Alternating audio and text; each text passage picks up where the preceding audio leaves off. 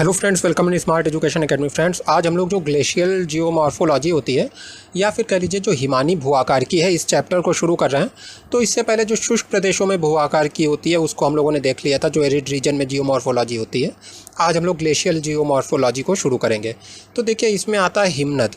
तो हिमनद है क्या? देखिए, बहुत ही सिंपल सी बात है। हिम माने कि हमारी जो आइस होती है और उसकी एक नदी, तो जो एक तरह से कह लीजिए बर्फ़ की नदी हो गई, वो हिमनद हो गया। तो अभी के लिए इसको इतना ही रखते हैं और इसका इतना जान लेते हैं कि ये जो बर्फ़ की जिसे हम नदी कह रहे हैं या जो इसे हम हिमनद कहते हैं, ये चलता कैसे है। तो इसका रीज़न होता है ग्रेविटी। तो ग्रेविटी की वजह से जो एक हिमनद है उसमें मूवमेंट होता है। अभी देखिए, डायरेक्ट आते हैं हम लोग कि जो हिमनद होते हैं उनके टाइप्स क्या होते हैं, उनके प्रकार क्या होते हैं। तो सबसे पहले आता है आइस कैप्स। ये पहला प्रकार है हिमनद का और इसको हिंदी में कहते हैं हिमटोपियाँ। तो आइस कैप्स सीधा सा इसका हिंदी मीनिंग हो गया हिमटोपियाँ। तो अब देखिए ये क्या है। मान लीजिए कि एक छोटा सा क्षेत्र है जहाँ पे बर्फ़ जम गई है और इसके ऊपर दूसरी लेयर जम गई, तीसरी लेयर जम गई, चौथी लेयर जम गई। तो इस तरह से जो हिमनद बनेगा एक छोटे से क्षेत्र में, उसे हम लोग कहेंगे आइस कैप या हिमटोपी। दूसरा आता है कॉन्टिनेंटल ग्लेशियर, यानी कि आपका महाद्वीपीय हिमनद। अब देखिए, महाद्वीपीय हिमनद क्या होगा। एक बड़ा सा क्षेत्र है, एक बहुत बड़ा क्षेत्र है जहाँ पे लगातार बर्फ़ जम रही है, यानी कि एक लेयर जमी, उसके ऊपर दूसरी लेयर जमी, उसके ऊपर तीसरी लेयर जमी, ऐसे जाने कितनी लेयर जम गई हैं। तो ये कॉन्टिनेंटल ग्लेशियर हो गया, यानी कि महाद्वीपीय हिमनद हो गया। यानी कि एक बहुत ही बड़े क्षेत्र में बर्फ़ की चादर जो है एक के ऊपर एक, एक के ऊपर एक जम गई है। और देखिए, महाद्वीपीय हिमनद में क्या होता है, जो बहुत ही ऊंचा भाग होगा, बहुत ही ऊपर उठा भाग होगा, वहाँ से धीरे धीरे बर्फ़ नीचे खिसकेगी, तभी तो देखिए हिमनद के रूप में दिखाई देगी, तभी तो बहती हुई दिखाई देगी। तो जो ऊपर का भाग है उससे चारों तरफ जो बर्फ़ है वो चारों तरफ नीचे खिसकती हुई दिखाई देगी। फिर देखिए आता है वैली ग्लेशियर्स, या फिर इसे आप कह सकते हैं कि माउंटेन ग्लेशियर।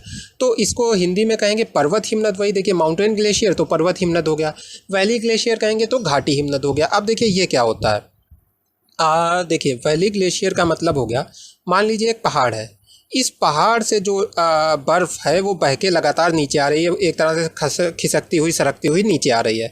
तो इसको हम कहेंगे कि ये माउंटेन ग्लेशियर है या पर्वत हिमनद है। अब देखिए, जाहिर सी बात है, पर्वत हिमनद बनने के लिए जो पर्वत वाला भाग है इसका जो ढाल है वो थोड़ा सा तेज़ होना चाहिए, स्टीप होना चाहिए। तो इस तरह से जो ग्लेशियर बनेगा उसे हम लोग कहेंगे पर्वत हिमनद। अब देखिए, आखिरी आता है पीडमोंट ग्लेशियर, जिसे हिंदी में कहते हैं गिरिपद हिमनद। अब देखिए, यहीं पे समझ लेते हैं। मान लीजिए कई सारे पर्वत हैं या फिर कह लीजिए कई सारी पर्वत की चोटियां हैं इस तरह से, और हर चोटी से जो बर्फ़ है वो बह के नीचे आई, यानी कि घाटी तक आई। और यहाँ पे आके जितने भी ये हिमनद हैं ये आपस में मिल गए, यानी ये वाला भी मिल गया, इससे जो बह के आया वो भी इससे मिल गया। तो इस तरह से जब कई सारे हिमनद नीचे मिल गए तो इससे जो हिमनद बनेगा उसे कहेंगे गिरिपद हिमनद। यानी कि यहाँ पे एक माउंटेन है, एक यहाँ पे माउंटेन है, एक इधर माउंटेन है, इन सबसे बह के घाटी तक कुछ बर्फ़ आई, कह लीजिए एक हिमनद आया। और वो जो हिमनद है वो दूसरे जो चोटी है उसके हिमनद से मिल गया, जो तीसरी चोटी है उसके हिमनद से मिल गया, ये सब आपस में मिल गए, तो इससे गिरिपद हिमनद बनता है। और हाँ, इसमें एक और देखिए खास बात है कि जब ये बर्फ़ नीचे तक आएगी खिसकती हुई, तो यहाँ पे टेम्परेचर उतना कम नहीं होगा जितना कि पहाड़ के ऊपर होता है। तो कायदे से तो इस बर्फ़ को पिघल जाना चाहिए, यानी कि ये वाले हिमनद वहीं पे बन पाएंगे जहाँ पे ठंड बहुत ज़्यादा होती है। यानी कि जो पहाड़ की चोटी है वहाँ पे तो टेम्परेचर ज़्यादा ही है, साथ में जो तली है, जो नीचे का भाग है, वहाँ पे भी टेम्परेचर बहुत कम है। सॉरी, मैंने ऊपर के लिए ज़्यादा कह दिया। तो ऊपर तो कम ही है टेम्परेचर, साथ में नीचे भी जो टेम्परेचर है वो बहुत कम है, तभी आपका जो पीडमोंट ग्लेशियर है या फिर गिरिपद हिमनद है वो बन पाएगा। अब देखिए, ये समझ लेते हैं कि हिमनद जो हमारा है उसका मूवमेंट कैसे होता है, यानी कि वो आगे कैसे बढ़ता है। यानी कि जो जो बर्फ़ की इतनी बड़ी चट्टानें होती हैं, कह लीजिए जो इतनी सारी बर्फ़ होती है, ये आगे बढ़ती कैसे है। तो देखिए, बढ़ती है गुरुत्वाकर्षण के कारण। किस तरह से? मान लीजिए ये एक पहाड़ है और इसके ऊपर मान लीजिए बर्फ़ की एक लेयर जमा है। कुछ समय बाद क्या होगा, देखिए दूसरी लेयर जमा हो जाएगी। फिर ऐसे ही कुछ समय बाद हमें क्या दिखाई देगा कि एक लेयर और जमा हो गई। तो अब देखिए क्या हो रहा है, यहाँ पे लगातार जो वेट है वो बढ़ता जा रहा है, यानी कि जो बर्फ़ का वज़न है वो लगातार बढ़ता जा रहा है। अब जब लगातार वज़न बढ़ेगा तो क्या होगा, जो नीचे की ज़मीन की गुरुत्वाकर्षण शक्ति है वो इस पूरी लेयर को आकर्षित करेगी। अब देखिए, इसके साथ ही एक चीज़ हमें और देखना है कि यहाँ पे ये देखिए जो वेट बढ़ रहा है उससे क्या हो रहा है, जो नीचे वाली लेयर है, चलिए यहाँ पे समझते हैं। मान लीजिए पहली लेयर है, ये दूसरी लेयर है, ये तीसरी लेयर है, ये चौथी, ऐसे करके कई सारी लेयर हैं। तो देखिए लगातार जब वेट बढ़ रहा है तो ये वेट कहाँ जा रहा है, नीचे वाली लेयर पे पड़ रहा है। तो नीचे वाली लेयर की जो पिघलने की एक तरह से क्षमता है वो कम होती जा रही है, या फिर कह लीजिए जो जमे रहने की क्षमता है वो कम होती जा रही है। यानी कि अब इसको ज़रा सा टेम्परेचर मिलेगा और ये पिघल जाएगी। क्यों? क्योंकि ऊपर दाब बढ़ गया। जब दाब बढ़ गया है तो उससे क्या होता है कि जो नीचे वाली लेयर है उसको वो कम ताप पे ही कम ताप पे ही पिघल जाती है। यानी कि इसको पिघलने के लिए उतना ज़्यादा ताप नहीं चाहिए होगा जितना पहले चाहिए होता। तो अब देखिए क्या होगा, वही चीज़ यहाँ पे हो रही है। जब वेट बढ़ जाएगा तो नीचे वाली लेयर धीरे धीरे पिघलने लगेगी जब टेम्परेचर बढ़ेगा थोड़ा सा भी।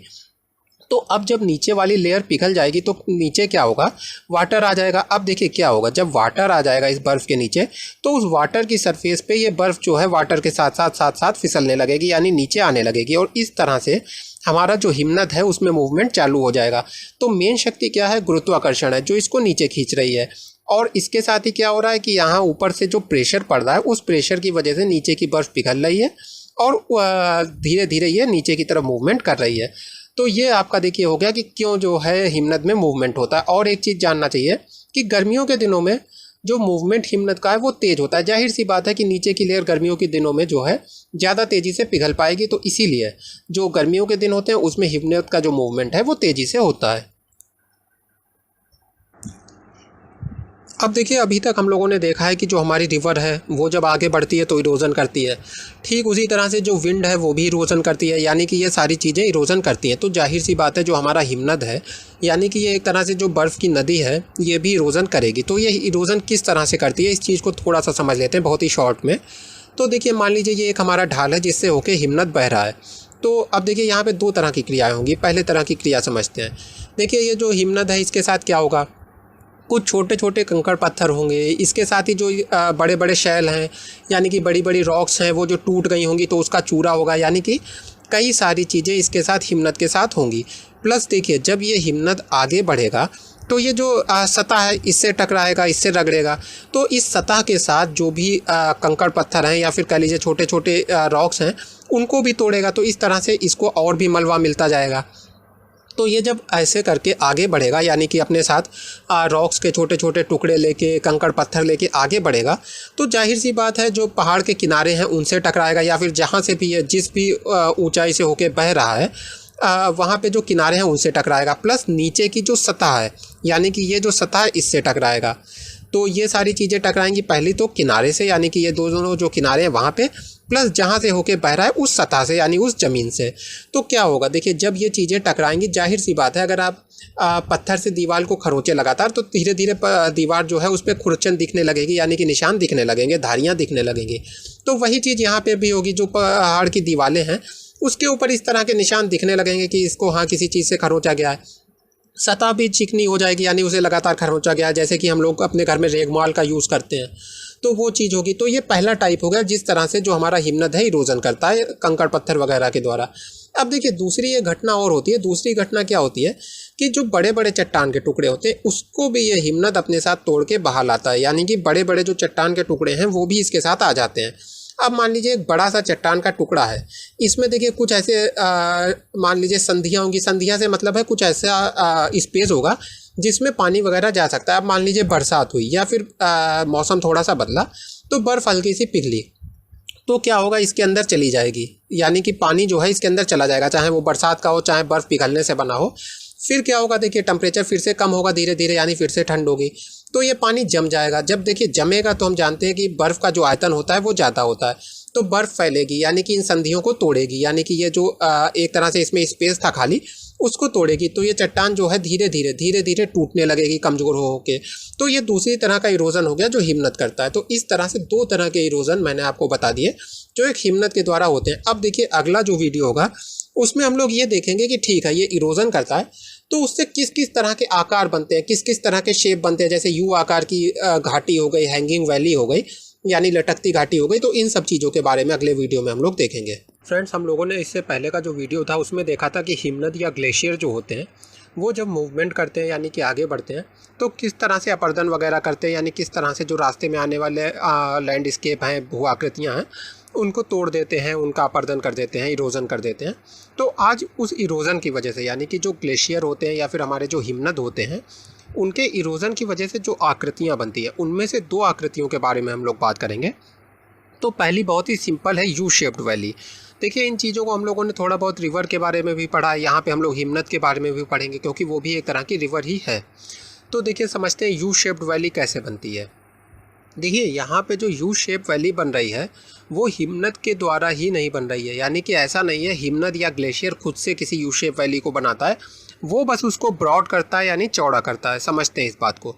देखिए हिमनद जो है उसके पास इरोजन की इतनी कैपेसिटी नहीं है कि वो पूरी की पूरी एक वैली बना दे, यानी कि यू शेप की पूरी वैली बना दे।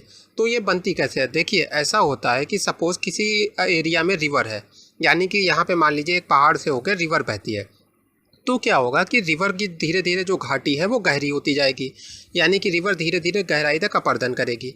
फिर मान लीजिए इस रिवर में हिम आ जाती है, यानी कि बर्फ़ आ जाती है।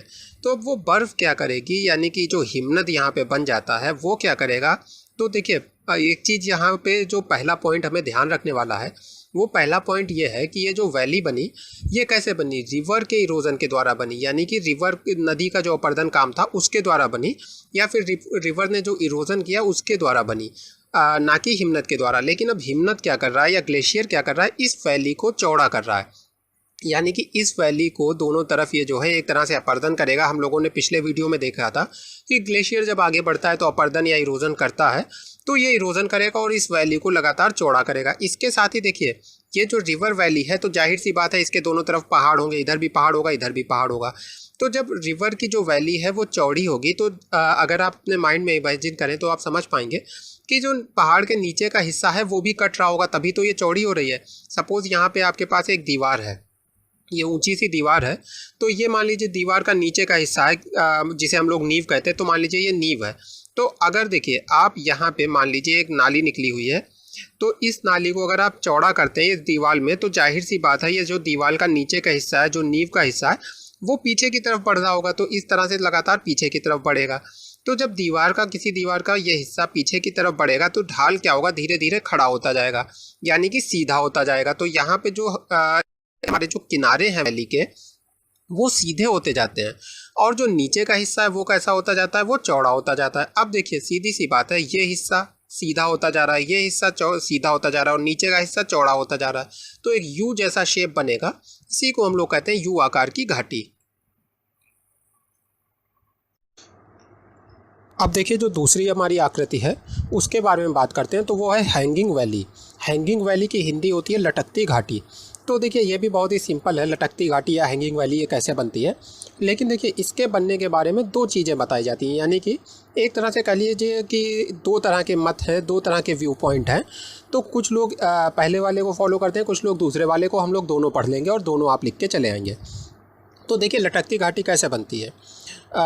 अब देखिए मान लेते हैं कि ये एक हमारा हिमनद है, ठीक है, ग्लेशियर है या हिमनद है, यानी कि एक तरह से बहुत ही सामान्य भाषा में कहें तो बर्फ़ से भरी हुई एक नदी है जो कि मूवमेंट कर रही है, यानी आगे बढ़ रही है।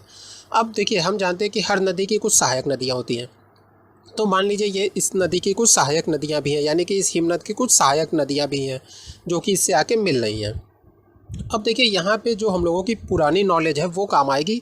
अगर आपको वो नॉलेज नहीं है तो आप इतना अच्छे से नहीं समझ पाएंगे। अगर आपने उन चीज़ों को फॉलो किया होगा, आप जानते होंगे, तो समझ जाएंगे जो डेविस वगैरह का मॉडल था। तो देखिए यहाँ पे क्या होता है कि जो हिमनद है इसमें जाहिर सी बात है बर्फ़ ज़्यादा होगी, क्योंकि ये मेन एक तरह से कह लीजिए हमारी रिवर है, अगर रिवर कहें तो, वरना फिर कह लीजिए कि ये हमारा मेन हिमनद है। तो इसमें क्या है, बर्फ़ जो है वो ज़्यादा है, इसके पास जो अपर्दन करने की यानी इरोजन करने की जो कैपेसिटी है वो ज़्यादा है। तो अब देखिए क्या होगा, अगर इसकी इरोजन की कैपेसिटी ज़्यादा है तो जाहिर सी बात है ये ज़्यादा गहराई तक अपर्दन कर देगी। यानी कि मान लीजिए पहले सभी कोई एक फील्ड में खड़े हैं, मान लीजिए सभी लोग एक ही सतह पे, यानी इस फील्ड में, ये जो हमने फील्ड बनाई है इसमें सभी लोग खड़े हैं एक साथ। अब मान लीजिए कि यहाँ पे एक आदमी खड़ा है, यहाँ पे दूसरा खड़ा है और यहाँ पे तीसरा खड़ा है, ठीक है। तो जो अब देखिए मान लेते हैं कि जो हमारा पहले वाला आदमी है इसके पास भी तीनों के पास मान लीजिए ड्रिल मशीन है, तीनों के पास खोदने की क्षमता है, लेकिन जो पहले वाले आदमी की ड्रिल मशीन है वो ज़्यादा तेज़ है। तो जाहिर सी बात है अगर तीनों जो आदमी हैं वो गड्ढा खोदना चालू करते हैं अपनी अपनी ड्रिल मशीन से, तो जो पहले वाला आदमी है वो ज़्यादा गहराई तक गड्ढा खोद देगा। क्यों? क्योंकि उसकी ड्रिल मशीन अच्छी है, उसके पास खोदने की क्षमता ज़्यादा है। तो सेम यही चीज़ हो रही है। देखिए यहाँ पे जो हमारा मेन वाला हिमनद है ये ज़्यादा गहराई तक इरोजन करेगा, ज़्यादा गहराई तक अपर्दन करेगा, क्योंकि इसके पास बर्फ़ वगैरह ज़्यादा है, इसकी क्षमता ज़्यादा है। और ये दोनों जो हैं यानी कि ये वाली जो हमारी सहायक हिमनद होगा ये कम अपर्दन करेंगे। तो अब देखिए अपने माइंड में इमेजिन करिए, इसने अगर ज़्यादा गहराई तक गड्ढा खोदा है तो जाहिर सी बात है ये ज़्यादा गहराई में खड़ा होगा। मान लीजिए हम लोग 5 मिनट बाद की बात कर रहे हैं, तो जो नंबर 1 है वो ज़्यादा गहराई में खड़ा होगा और जो नंबर 2 और जो नंबर 3 है वो अपेक्षाकृत कम गहराई में खड़े होंगे। तो अब देखिए नंबर 2 और नंबर 3 जब ऊपर से देखेंगे तो नंबर 1 जो है उन्हें नीचे दिखाई देगा। सेम यही चीज़ अब इन हिमनदों के साथ जो सहायक नदियाँ इन पे लागू कर दीजिए। हिमनद जो है, जो मेन हिमनद है, ये जो मेन हिमनद है ये ज़्यादा गहराई तक पहुंच गया है और जो सहायक हिमनद हैं वो ऊपर रह गए हैं। तो कैसे दिखेंगे? लटकते हुए दिखेंगे। जाहिर सी बात है। अब देखिए एक जो नदी थी वो नीचे तक गहराई तक पहुंच गई है और जो दूसरे हिमनद हैं वो ऊपर से नीचे आ रहे हैं इसमें, यानी कि काफ़ी ऊंचाई से नीचे आ रहे हैं। क्यों? क्योंकि इन्होंने उतनी गहराई तक अपना अपर्दन या इरोजन नहीं कर पाया, इतनी गहराई तक नहीं काट पाया जितना मेन वाले ने काटा था। तो ऐसे में क्या दिखेगा कि ये जो ऊपर वाले हिमनद हैं या जो सहायक हिमनद हैं ये मुख्य हिमनद या मुख्य ग्लेशियर के ऊपर लटक रहे हैं। अब देखिए बात कर लेते हैं जो दूसरा वाला व्यू पॉइंट है, यानी कि दूसरे तरह के जो विद्वान हैं वो किस तरह की बात मानते हैं। तो वो लोग देखिए क्या कहते हैं कि एक रिवर होती है। देखिए सेम वही चीज़ है लेकिन थोड़ा सा डिफरेंस है कि एक मेन रिवर होती है, यानी कि यहाँ पे एक रिवर है और इससे कुछ अन्य रिवर जो है पहाड़ की ऊंचाइयों से आके मिलती हैं, यानी काफ़ी ऊंचे पहाड़ जो होते हैं तो पहाड़ के ऊंचे ऊंचे भागों से आती हुई ये रिवर्स इसमें मिलती हैं मेन वाली में। तो वही देखिए सेम बात बनती जा रही है। बस यहाँ पे हमें ये याद रखना है कि ये जो इसकी सहायक नदियाँ हैं ये काफ़ी ऊंचाई से आ रही हैं, यानी कि ऊंचे ऊंचे पहाड़ों से आ रही हैं। और ये जो हमारी रिवर है, मेन रिवर है, ये जो है अपेक्षाकृत कम ऊंचाई पे, यानी कि ये थोड़ा सा इन रिवर की अपेक्षा कम ऊंचाई से बह रही है। तो अब देखिए यहाँ पे क्या होगा, अगर कोई रिवर बहुत ऊंचाई से आ रही है यानी ऊंचे ऊंचे पहाड़ों से आ रही है, यानी कि इसमें बर्फ़ बहुत ज़्यादा होगी, यानी कि हिम होगी। इसमें हिम क्यों होगी? क्योंकि देखिए ऊंचाई पे वाटर जो है वो जम जाएगा, तो इनके एक तरह से ये हिमनद होंगे, यानी कि ग्लेशियर होंगे। यहाँ पे सब ये जो आ रही हैं सहायक नदियाँ ये हिमनद हो जाएंगी। क्यों हो जाएंगी? मैंने आपको रीज़न बता दिया, क्योंकि काफ़ी ऊंचाई से आ रही हैं। अच्छा, मेन वाली रिवर में बर्फ़ नहीं होगी क्योंकि ये नीचाई पे बह रही है, इतना ज़्यादा यहाँ पे टेम्परेचर कम नहीं है। तो अब देखिए जाहिर सी बात है, पानी जो है या फिर कह लीजिए जो नदी है या फिर रिवर है, इसका इरोज़न जो है हिमनद से ज़्यादा तेज़ी से होगा। यानी कि जो ये हिमनद हैं या फिर ये जो हमारे ग्लेशियर से बनी हुई नदियां हैं, इनसे जो है ज़्यादा तेज़ हमारी मेन जो रिवर है, ये वाली जो रिवर है, ये इरोज़न करेगी। तो अब देखिए फिर से वही बात आ जाती है, बाकी सारा कॉन्सेप्ट वही है। जब ये रिवर तेज़ी से इरोज़न करेगी, तेज़ी से गहराई में जाएगी और ये उतनी तेज़ी से गहराई में नहीं आ पाएंगी, तो ऐसे में क्या होगा कि ये जो ऊपर वाली रिवर है, इसके ऊपर जो मेन वाली रिवर है, इसके ऊपर लटकती हुई सी दिखाई देंगी। इसी को हम लोग कहते हैं लटकती घाटी। तो एक बार इसको और बता देता हूँ आपको। देखिए एक मेन रिवर है जो वाटर से मिलके बनी है, यानी कि जो हमारी प्राकृतिक नदी होती है उस तरह की है। उसके अलावा ये जो सहायक नदियाँ ये बहुत ऊंचे ऊंचे पहाड़ों की चोटियों से बह के आ रही हैं, तो इनमें बर्फ़ बहुत ज़्यादा है। तो एक तरह से कह सकते हैं कि ये हिमनद है। अब देखिए हिमनद की जो इरोज़न की कैपेसिटी होती है वो उतनी ज़्यादा नहीं होती है जितनी एक रिवर की होती है, यानी कि रिवर जो है ज़्यादा तेज़ी से अपर्दन करती है। तो रिवर जब ज़्यादा तेज़ी से अपर्दन करेगी तो तेज़ी से गहराई तक काट देगी। उसकी अपेक्षाकृत जो हिमनद है वो कम गहराई तक इरोज़न कर पाएंगे, कम गहराई तक जा पाएंगे, क्योंकि इनकी कैपेसिटी कम है। तो ऐसे में क्या होगा, एक समय के बाद जो रिवर है वो काफ़ी गहराई में पहुंच जाएगी और जो इसकी सहायक ये हिमनद हैं या फिर कह लीजिए जो सहायक नदियां हैं ये ऊपर की तरफ रह जाएंगी, ऊपर रह जाएंगी, तो हमें लटकती हुई सी दिखाई देंगी। इसी को हम लोग कहते हैं हैंगिंग वैली या लटकती घाटी। फ्रेंड्स, आप लोग जानते हैं कि जो ग्लेशियर होते हैं या फिर कह लीजिए जो हमारे पहाड़ पे हिम जम जाती है तो उससे जो अलग अलग लैंडफॉर्म या भूआकृतियाँ बनती हैं उसके बारे में हम लोग पढ़ रहे थे। तो देखिए आज हम लोग पढ़ेंगे सर्क के बारे में। तो जो सर्क होता है, इसे हिंदी में भी सर्क कहते हैं, इंग्लिश में भी सर्क ही लिखेंगे। तो देखिए जो सर्क होता है ये एक्चुअली एक तरह से आप कह लीजिए कि हिम के द्वारा ही बनी हुई एक आकृति है। और देखिए इसके ऊपर कई सारी थ्योरीज़ हैं, यानी कि जो सर्क है इसके ऊपर अलग अलग जोग्राफर्स ने अपनी थ्योरीज़ दी हैं कि इसका निर्माण कैसे होता है। लेकिन देखिए जहाँ तक मेरा ओपिनियन है वो ये है कि सर्क के बारे में आपसे अलग अलग थ्योरीज़ के ऊपर नहीं पूछा जाएगा, ये मुझे लगता है। लेकिन अगर आपको लगता है पूछा जा सकता है तो आपको पढ़ना चाहिए। तो मेरे हिसाब से सर्क की आपको एक कॉमन डिफिनीशन पता होना चाहिए कि ये कैसे बनता है, इसकी कॉमन जो जानकारी है वो होना चाहिए आपके पास। तो उसी को ध्यान में रख के जो सर्क के बनने का एक आम प्रोसेस है उसको मैं बताऊंगा। और अगर आप इसके डीप में जाना चाहते हैं, यानी कि अलग अलग जो जोग्राफर्स अपने व्यू दे रखे हैं जो इसके ऊपर सर्क के ऊपर, अगर आप उसको समझना चाहते हैं तो उसके लिए आप बुक का सहारा ले सकते हैं। तो चलिए देखते हैं सर्क बनता कैसे है। तो देखिए फिगर से हम लोग समझेंगे। तो मान लीजिए देखिए जाहिर सी बात है एक पर्वत होगा, जिसके ऊपर बर्फ़ जमा हो जाएगी। तो ये मान लीजिए हमारा एक पर्वत है जिसका ये इस तरह से एक ढाल है। ये मैंने कर्व इसलिए दिया है क्योंकि देखिए सर्प के बनने के लिए ये कर्व थोड़ा सा ज़रूरी होता है। जो आप फिगर बनाएंगे वो बुक की हेल्प से आप देख लीजिएगा तो आपका और अच्छा एग्जाम में बनेगा। यहाँ पे मैंने एक जनरल समझाने के लिए बना दिया है। तो अब देखिए क्या होगा, जाहिर सी बात है यहाँ पे एक ये गड्ढा जैसा है तो इसमें बर्फ़ जमा हो जाएगी, यानी कि धीरे धीरे जब बर्फ़ गिरेगी तो वो बर्फ़ इस स्थान पे जमा हो जाएगी। अब मान लीजिए यहाँ पे बर्फ़ जमा हो गई है इस तरह से। और देखिए इसी के साथ एक प्रक्रिया क्या होगी कि ये जो पहाड़ के हमारे ऊपर का हिस्सा है यहाँ पे क्या होगा, जो बर्फ़ है वो बार बार जमेगी, यानी कि यहाँ पे जो पहाड़ है इसके ऊपर का जो हिस्सा है यहाँ पे कुछ दरारें होंगी, उन दरारों में पानी भर जाएगा। जब पानी भर जाएगा तो वो पानी जमेगा। जब देखिए ठंड बहुत ज़्यादा होगी तो पानी जम जाएगा 0 डिग्री सेल्सियस से भी जब नीचे तापमान चला जाएगा। और फिर क्या होगा, जब फिर से टेम्परेचर बढ़ेगा तो ये पानी पिघलेगा। तो इस तरह से ये जो दरारें हैं इसके बीच में बार बार पानी जमेगा, यानी कि देखिए बर्फ़ का आयतन ज़्यादा होता है, यानी कि इसको एक तरह से दरार को और चौड़ा करेगा और फिर वो पिघलेगा। तो एक तरह से ये जो दरार है लगातार चौड़ी होती जाएगी और कह लीजिए कि एक समय आएगा कि ये जो पर्वत के ऊपर का हिस्सा है इसमें से छोटे छोटे जो कंकड़ पत्थर हैं वो टूट के नीचे गिरने लगेंगे। तो अब देखिए हमने अभी देखा यहाँ पे एक ये गड्ढा जैसा था जिसके अंदर बर्फ़ जमा हो गई थी। अब दूसरे स्टेप में क्या देखा कि यहाँ पे जो हमारा जो पर्वत है इसके ऊपर की जो दरारें हैं वहाँ से कुछ छोटे छोटे कंकड़ पत्थर जो हैं वो टूट के गिरने लगे, क्योंकि जो दरार है उसमें बर्फ़ जमी जिससे दरार चौड़ी हुई और धीरे धीरे पर्वत का वो हिस्सा कमज़ोर हुआ। वहाँ से कुछ पत्थर कंकड़ पत्थर जो हैं छोटे छोटे टूट के गिरने लगे। अब देखिए ये गिरेंगे तो कहाँ जमा होंगे, जाहिर सी बात है यही जो जहाँ पे बर्फ़ पड़ रही हुई है इस हिस्से में आके ये धीरे धीरे जमा होंगे, यानी कि यहाँ पे। अच्छा देखिए एक चीज़ और होती है, अब हम तीसरा स्टेप समझते हैं।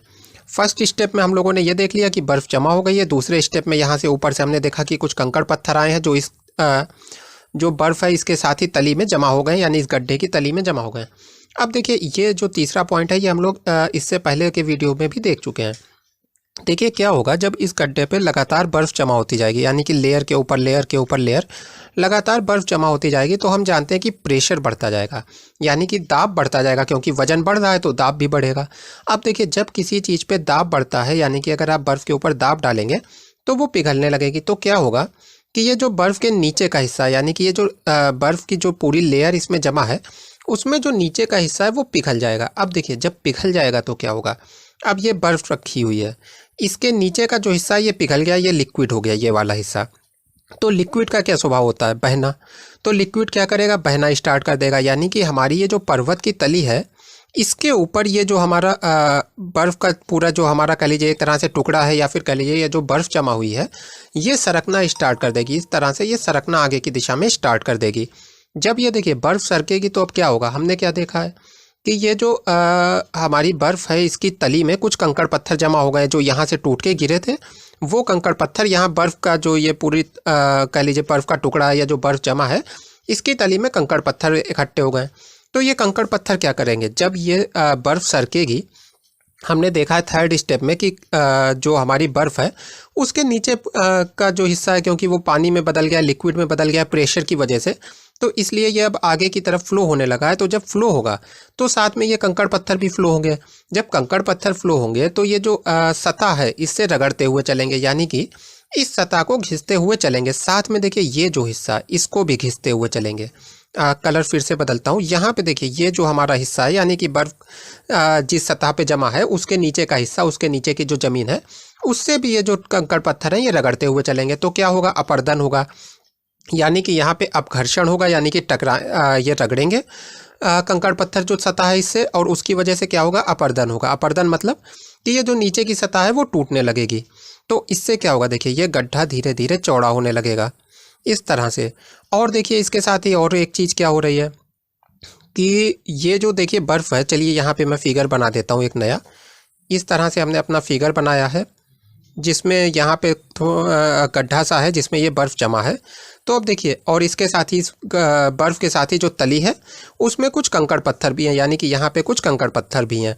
ये कंकड़ पत्थर वगैरह सब आगे की ओर बढ़ रहे हैं। बढ़ने की वजह से अपरदन हो रहा है, यानी कि एक तरह से इरोज़न हो रहा है, जिससे कि ये जो सतह है ये लगातार घिसती जा रही है।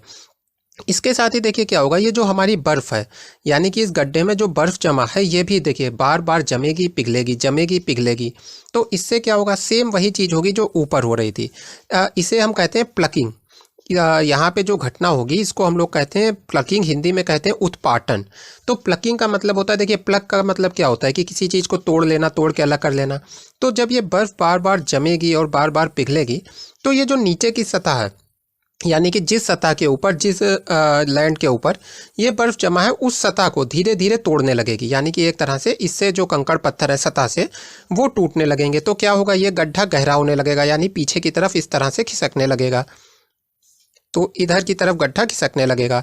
तो अब देखिए धीरे धीरे फिगर कैसा हो जाएगा कि ये जो गड्ढा ये और भी ऐसे गहरा हो जाएगा, इस तरह से और भी गहरा हो जाएगा। देखिए ये एक हमारा जो सर्क होता है उसका एक कह लीजिए स्टैंडर्ड जो फिगर बनना चाहिए, जो इसका चित्र बनना चाहिए वो यही है। इसको मैंने विकिपीडिया से लिया हुआ है, तो आप इसको ही जो है अपने एग्ज़ाम में जब ये सर्क का टॉपिक आए तो इसी को आप बना के आइए। तो देखिए जहाँ पे ये इंग्लिश के वर्ड्स यूज़ हुए हैं वहाँ पे आप हिंदी के वर्ड्स यूज़ कर सकते हैं। जैसे कि आप अब्रेजन को आप घर्षण कर लीजिए, प्लकिंग को उत्पाटन कर लीजिए, लेकिन इंग्लिश में भी लिख के आइए। अब उत्पाटन वगैरह ये एग्जामिनर समझे या ना समझे, लेकिन जो फिगर है वो आपको यही बना के आना है। और ये जो आकृति आप देख रहे हैं इसी को हम लोग सर्क कहते हैं।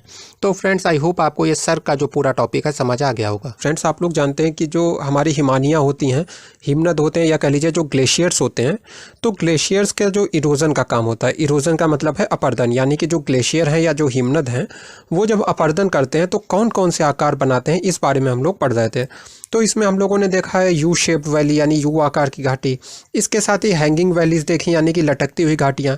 इसी के साथ जो अभी हमने लास्ट वीडियो में टॉपिक पढ़ा था वो था सर्क। तो सर्क को हमने लास्ट वीडियो में पढ़ा है। अब देखिए जिन लोगों ने सर्क नहीं पढ़ा है अभी टॉपिक, वो लोग प्लीज़ जाके पीछे वाला वीडियो देख लें अगर आपको सर्क नहीं मालूम है। तो आज हम लोग ये जो सारे इरोजनल लैंडफॉर्म पढ़ने वाले हैं जो कि ग्लेशियर के इरोजन से बनते हैं, ग्लेशियर जो इरोजन करता है उससे बनते हैं, उनको आप समझ नहीं पाएंगे। तो इसे समझने के लिए ज़रूरी है कि आपको सर्क के बारे में पता हो। तो देखिए आज का जो पहला हमारा लैंडफॉर्म है वो है टार्न। तो टार्न, इन्हें देखिए हिंदी में भी यही बोलते हैं, इसीलिए मैंने हिंदी में नहीं लिखा है। तो टार्न क्या होता है, देखिए हम लोगों ने कल देखा था कि एक सर्क कैसे होता है। इस तरह की एक कह लीजिए आकृति होती है। फिगर मैंने कल आपको दिखाया था, अगर आपको बहुत ही अच्छा फिगर चाहिए तो वो वाला आप फिगर यूज़ करेंगे। तो देखिए टार्न कैसे बनता है, हमारा ये सर्क है, ये हमारा सर्क है। अब सर्क में क्या है कि यहाँ पे देखिए हम लोगों ने देखा था कि बर्फ़ जमा होती है, अभी लास्ट वीडियो में जो देखा था यहाँ पे ढेर सारी बर्फ़ जमा होती है। अच्छा, बर्फ़ के जमा होने से क्या होता है कि यहाँ पे बहुत ज़्यादा बोझ बढ़ता जाता है, बोझ बढ़ता जाता है। तो यहाँ पे जो सतह है, यानी कि ये जो पहले से गड्ढा जैसा है इसकी गहराई और भी बढ़ती जाती है, इसमें गड्ढे जैसे होते जाते हैं। तो यहाँ पे हम लोग ये देख रहे हैं कि जो हमारा सर्क है उसके ऊपर बर्फ़ जमा है, बर्फ़ लगातार जमती जा रही है लेयर के ऊपर लेयर। तो इससे क्या हो रहा है, यहाँ पे जो गहराई है वो बढ़ती जा रही है। क्यों? क्योंकि बर्फ़ जो है वो इसके ऊपर प्रेशर डाल रही है। ये जो सतह है हमारी, इस सतह के ऊपर बर्फ़ प्रेशर डाल रही है, जिसकी वजह से गहराई जो है लगातार बढ़ती जा रही है। तो मान लीजिए इस तरह से गहराई बढ़ रही है, इसमें गड्ढे जैसे हो रहे हैं छोटे छोटे। तो अब देखिए कुछ समय बाद क्या होगा, बर्फ़ पिघल जाएगी। जब बर्फ़ पिघल जाएगी तो ये सर्क जो है इसमें क्या होगा, पानी भर जाएगा। तो यहाँ पे पानी भर जाएगा, इसी को हम लोग कहते हैं टार्न। तो एक तरह की ये झील हो गई जो कि सर्क में पानी भर जाने से बनी। और इसमें एक घटना और हम लोगों ने क्या देखी कि सर्क के ऊपर लगातार बर्फ़ जमा हो रही थी, जिसकी वजह से जो वजन है बढ़ गया, वजन बढ़ गया, प्रेशर बढ़ गया, जिससे जो हमारा सर्क है वो गहरा हो गया। उस सर्क में जो बर्फ़ जमा थी वो धीरे धीरे पिघल गई और पानी भर गया, जिससे बना टार्न। अब देखिए फिर इसके बाद आता है टार्न के बाद अरेत। अब ये जो अरेत है ये भी हमारा जो सर्क होता है उसी से संबंधित है। अब देखिए मान लीजिए एक जो पहाड़ होता है वो इस तरह से है। तो एक तरह से इसके तीन कह लीजिए पार्ट हो गए। एक ये पार्ट हो गया जो इस साइड को आप देख रहे हैं, दूसरा पार्ट जो है वो इस साइड वाला हो जाएगा, और तीसरा जो इसके पीछे का भाग है, यानी कि जो पहाड़ के पीछे का भाग है। तो इस तरह से आप देख रहे हैं। तो अब देखिए क्या होता है कि ये जो हमारा पर्वत है, मान लीजिए इसमें सर्क है, एक इस तरफ सर्क है, एक इस तरफ सर्क है, तो सर्क क्या होगा, देखिए सर्क का स्वभाव है गहरा होना, यानी कि सर्क लगातार पीछे की तरफ हटता है। तो इस तरह से जो सर्क है वो लगातार पीछे की तरफ हटेंगे, जिसकी वजह से क्या होगा, एक तरह से कह लीजिए ये जो सतह है पहाड़ों की, इनका अपरदन होगा या फिर कह लीजिए इरोजन होगा। तो ये सर्क इस तरह से पीछे की तरफ हट रहे हैं। अब देखिए अगर आपने सर्क वाला टॉपिक पढ़ा है तभी आप समझ पाएंगे कि मैं क्या बात कह रहा हूँ। हम लोगों ने देखा था कि जो सर्क होता है वो इस तरह से होता है गड्ढा जैसा, और ये जो गड्ढा होता है ये लगातार पीछे बढ़ता जाता है। तो वही यहाँ पे मैं बता रहा हूँ कि यहाँ पे एक सर्क है जो लगातार पीछे बढ़ रहा है इस तरह से। तो ये जब देखिए सर्क पीछे बढ़ेंगे तो जाहिर सी बात है ये वाला जो किनारा है ये इरोजन होके और पतला होता जाएगा और कह लीजिए कि तेज होता जाएगा। जैसे कि चाकू की धार तेज होती है वैसे ये भी किनारा जो है लगातार पतला होता जाएगा और तेज होता जाएगा। ये वाले किनारे की बात हो रही है। तो इस तरह से ये जो एक बहुत ही तेज धारदार किनारा बनेगा, या फिर कह लीजिए बहुत ही एक कह लीजिए कट जो रिज होती है या जो कटक होता है, जो बहुत ही तेज कटक का निर्माण होगा, तेज रिज का निर्माण होगा, तो उसको हम लोग कहते हैं अरेरिया पहाड़ है। इस तरह से इसके इस साइड एक सर्क है, इसके इस साइड एक सर्क है। सर्क लगातार गहरे होते जा रहे हैं, गहरे होते जा रहे हैं। तो ये जो किनारा है ये भी पतला होता जा रहा है। जब ये लगातार किनारा पतला होता जाएगा तो तेज होता जाएगा। इसी ये जो रिज है या जो कटक है, इसी तेज रिज को हम लोग अरेत कहते हैं। अब देखिए अगला आता है हॉर्न। तो हॉर्न क्या होता है, ये जो 3rd नंबर पे हॉर्न लिखा हुआ है, तो देखिए ये इसी तरह से सेम है, सर्क के ऊपर ही ये भी डिपेंड है। हॉर्न जो है सर्क से ही बनता है। तो अब देखिए एक तरफ ये हमारा सर्क है इस तरह से, दूसरी तरफ ये हमारा सर्क है इस तरह से। अब ये सर्क लगातार पीछे बढ़ रहे हैं, ये वाला सर्क इधर बढ़ रहा है, ये वाला सर्क इधर बढ़ रहा है। एक टाइम आएगा कि ये दोनों सर्क इस तरह से ऊपर को मिल जाएंगे, यानी कि ये सर्क पीछे बढ़ते हुए एक टाइम आएगा कि एक जगह पे मिल जाएंगे। तो इससे क्या होगा, ऊपर एक बहुत ही नुकीला कह लीजिए किनारा जैसा बन जाएगा, या कह लीजिए जो शीर्ष भाग है इसका, ऊपर का जो भाग है ये बहुत ही नुकीला हो जाएगा। तो इसी को हम लोग कहते हैं हॉर्न। तो हॉर्न का निर्माण कैसे होता है, जो दो सर्क लगातार पीछे बढ़ रहे हैं जब वो आपस में मिल जाते हैं तो इससे जो आकृति बनती है उसे हम लोग हॉर्न कहते हैं। अब देखिए आता है नुनाटक। तो ये नुनाटक क्या है, बहुत ही सिंपल है। देखिए एक हिमनद है, हिमनद बह रहा है। अब सारा का सारा जो कह लीजिए ज़मीन है, जो सतह है वो बर्फ़ से जमी हुई है, या फिर उस पूरी सतह के ऊपर बर्फ़ दिखाई दे रही है। लेकिन कुछ भाग ऐसे हैं जिसमें कुछ टीले जैसे ऊपर को निकले हुए हैं, कुछ इस तरह के टीले जैसे निकले हैं। तो ये टीले जो हैं एक तरह से कह लीजिए जो अपर्दन से बच गए हैं, कुछ ऐसे हिस्से हैं, कुछ ऐसे कह लीजिए कठोर भाग हैं। तो इन्हीं को हम लोग कहते हैं नुनाटक। तो ये नुनाटक क्या होगा, ये हिमनद इन नुनाटक को लगातार, ये जो नुनाटक ऊपर को निकले हुए हैं इन्हें लगातार अपर करेगा, यानी कि इनका तार इरोजन करेगा।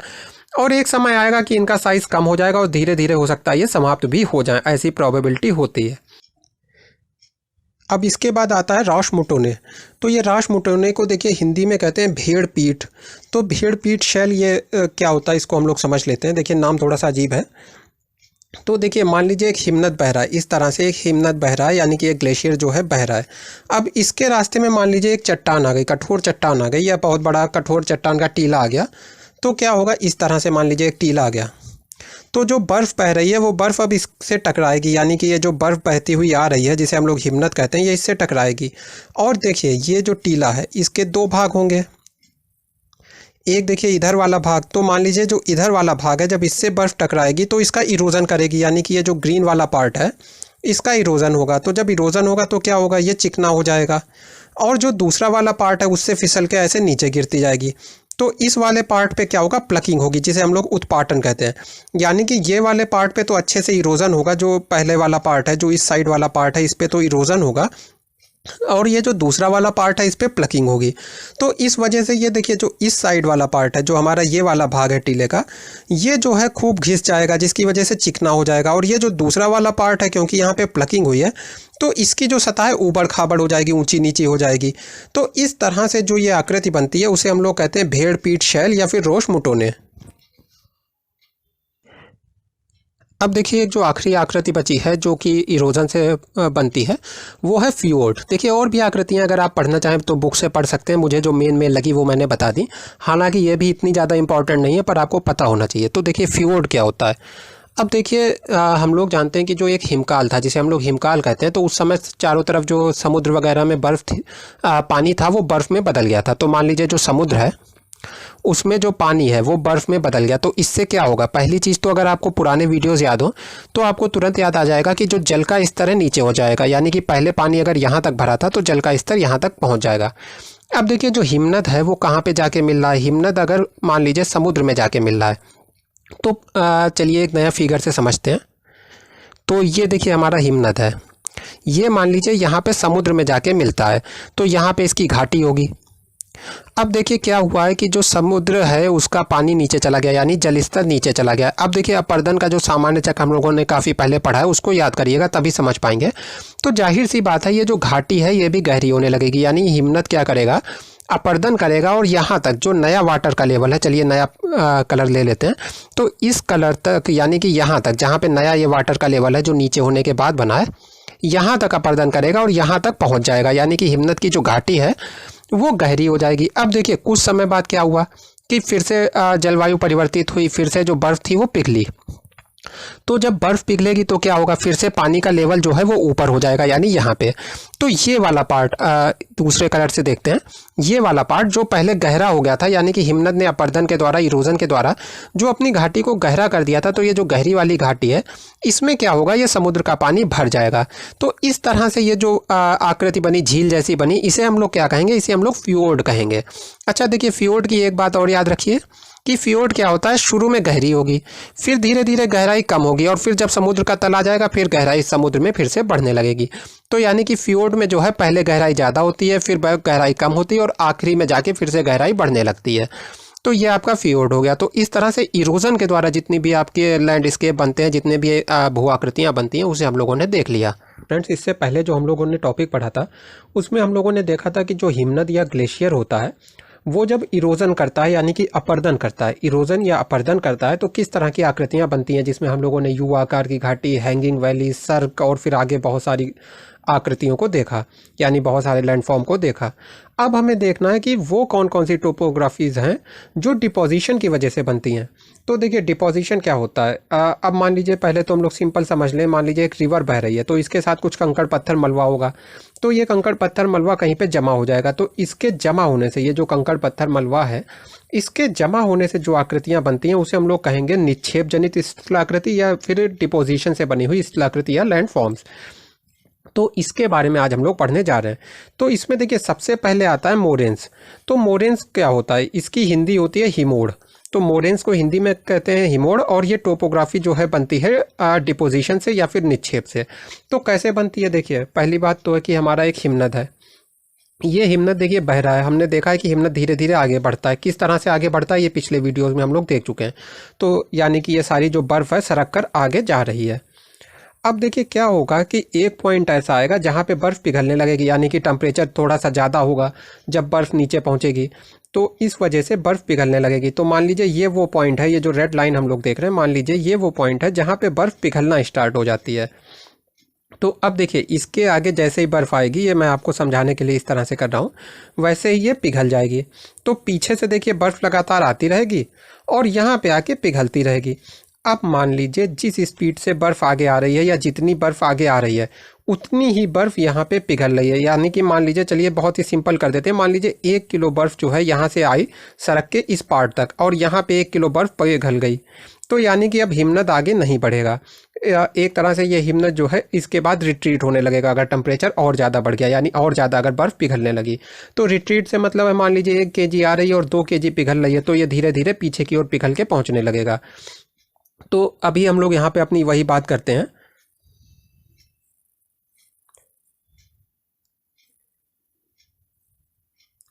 तो ये हमारा हिमनद है, इससे बर्फ़ पिघल के आ रही है यहाँ पे, और ये यहाँ पे सॉरी बर्फ़ बहती हुई आ रही है, सरकती हुई आ रही है और यहाँ पे आके आगे बर्फ़ पिघल रही है। तो जितनी बर्फ़ ऊपर से आती है उतनी बर्फ़ यहाँ पे पिघल जाती है। तो इससे क्या है, हिमनद का आगे बढ़ना रुक गया है। अब देखिए इससे क्या होगा, इस हिमनद के साथ हम लोग ऑलरेडी देख चुके हैं कि अपर्दन की वजह से, यानी इरोजन की वजह से, प्लकिंग की वजह से कुछ कंकड़ पत्थर होते हैं, यानी कि कुछ टुकड़े होते हैं जिन्हें हम लोग टिल कहते हैं, ज्योग्राफी की भाषा में उन्हें कहेंगे टिल। तो ये जो टिल बहता हुआ आ रहा है, हिमनद के साथ सरकता हुआ आ रहा है।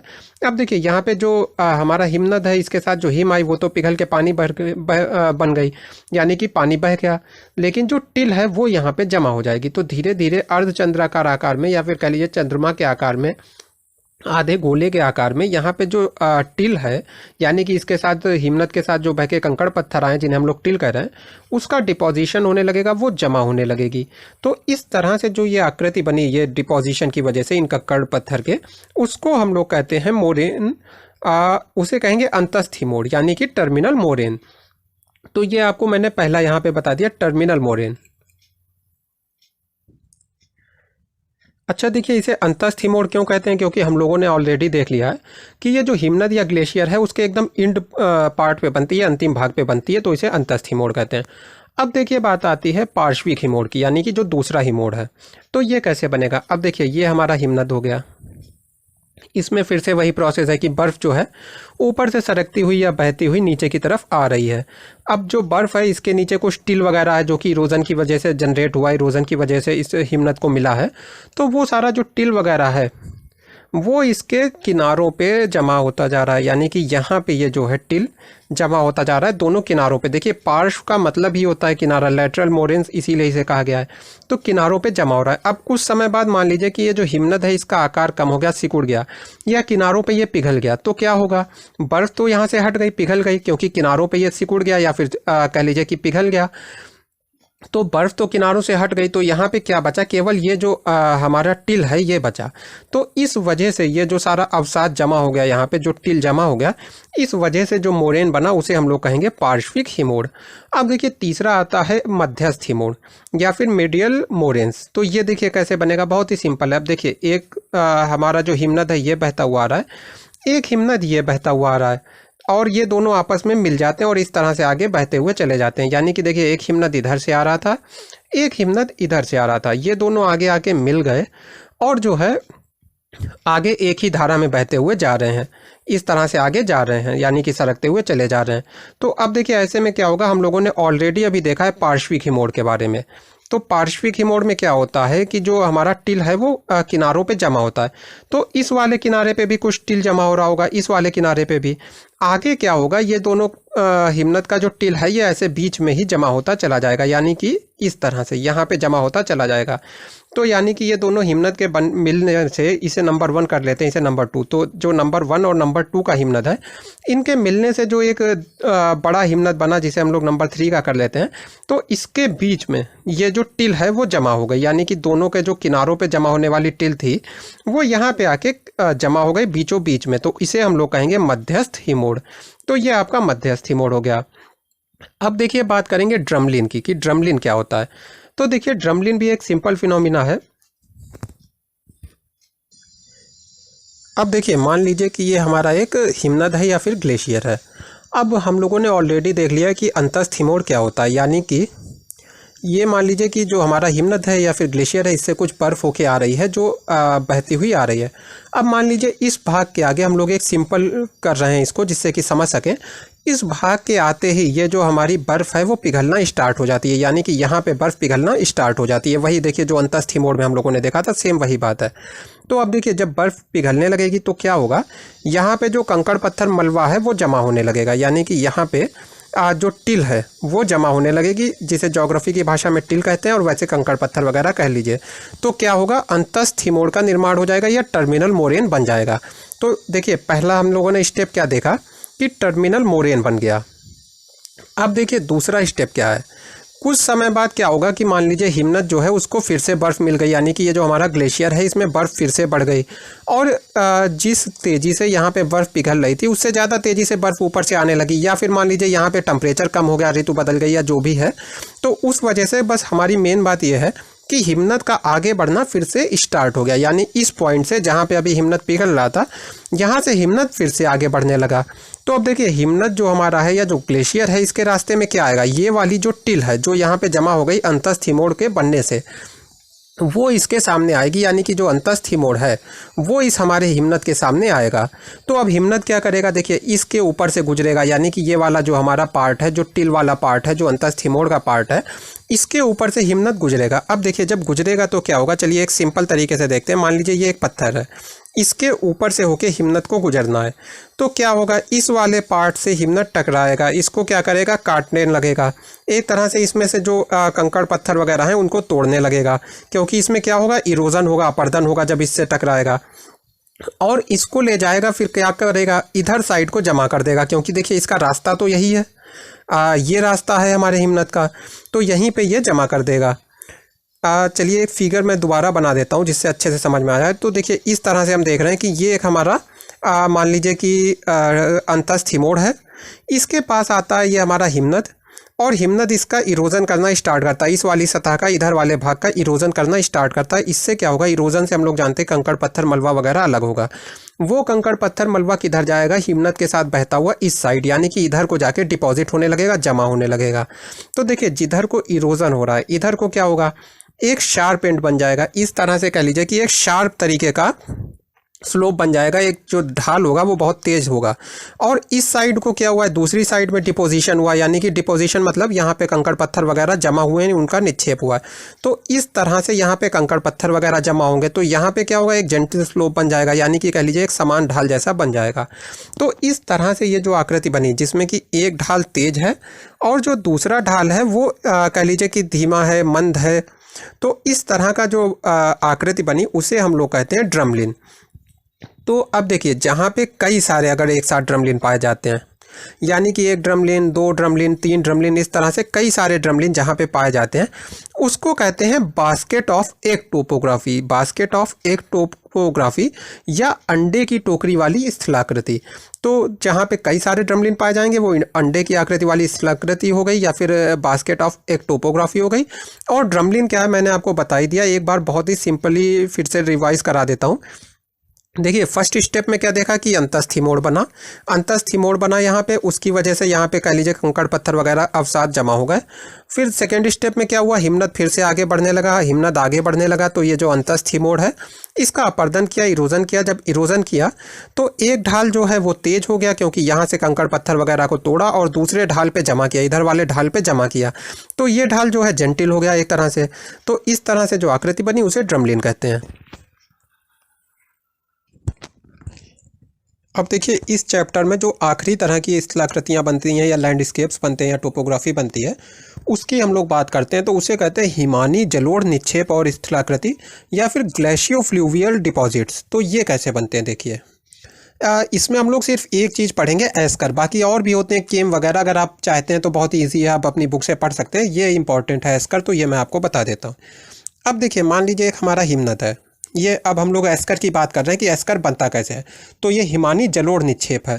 तो देखिए हमारा जो हिमनद है इसमें कुछ बर्फ़ होगी, ये बर्फ़ मान लीजिए यहाँ से पिघलना स्टार्ट हो गई, यानी कि ये जो बर्फ़ है हमारी वो पिघलना स्टार्ट हो जाती है यहाँ से। तो अब ऐसे में क्या होगा, यहाँ से ये जो पानी बर्फ़ है ये पानी के रूप में आगे बहेगी, इस तरह से मान लीजिए ये वाटर के रूप में आगे फ्लो हो रही है।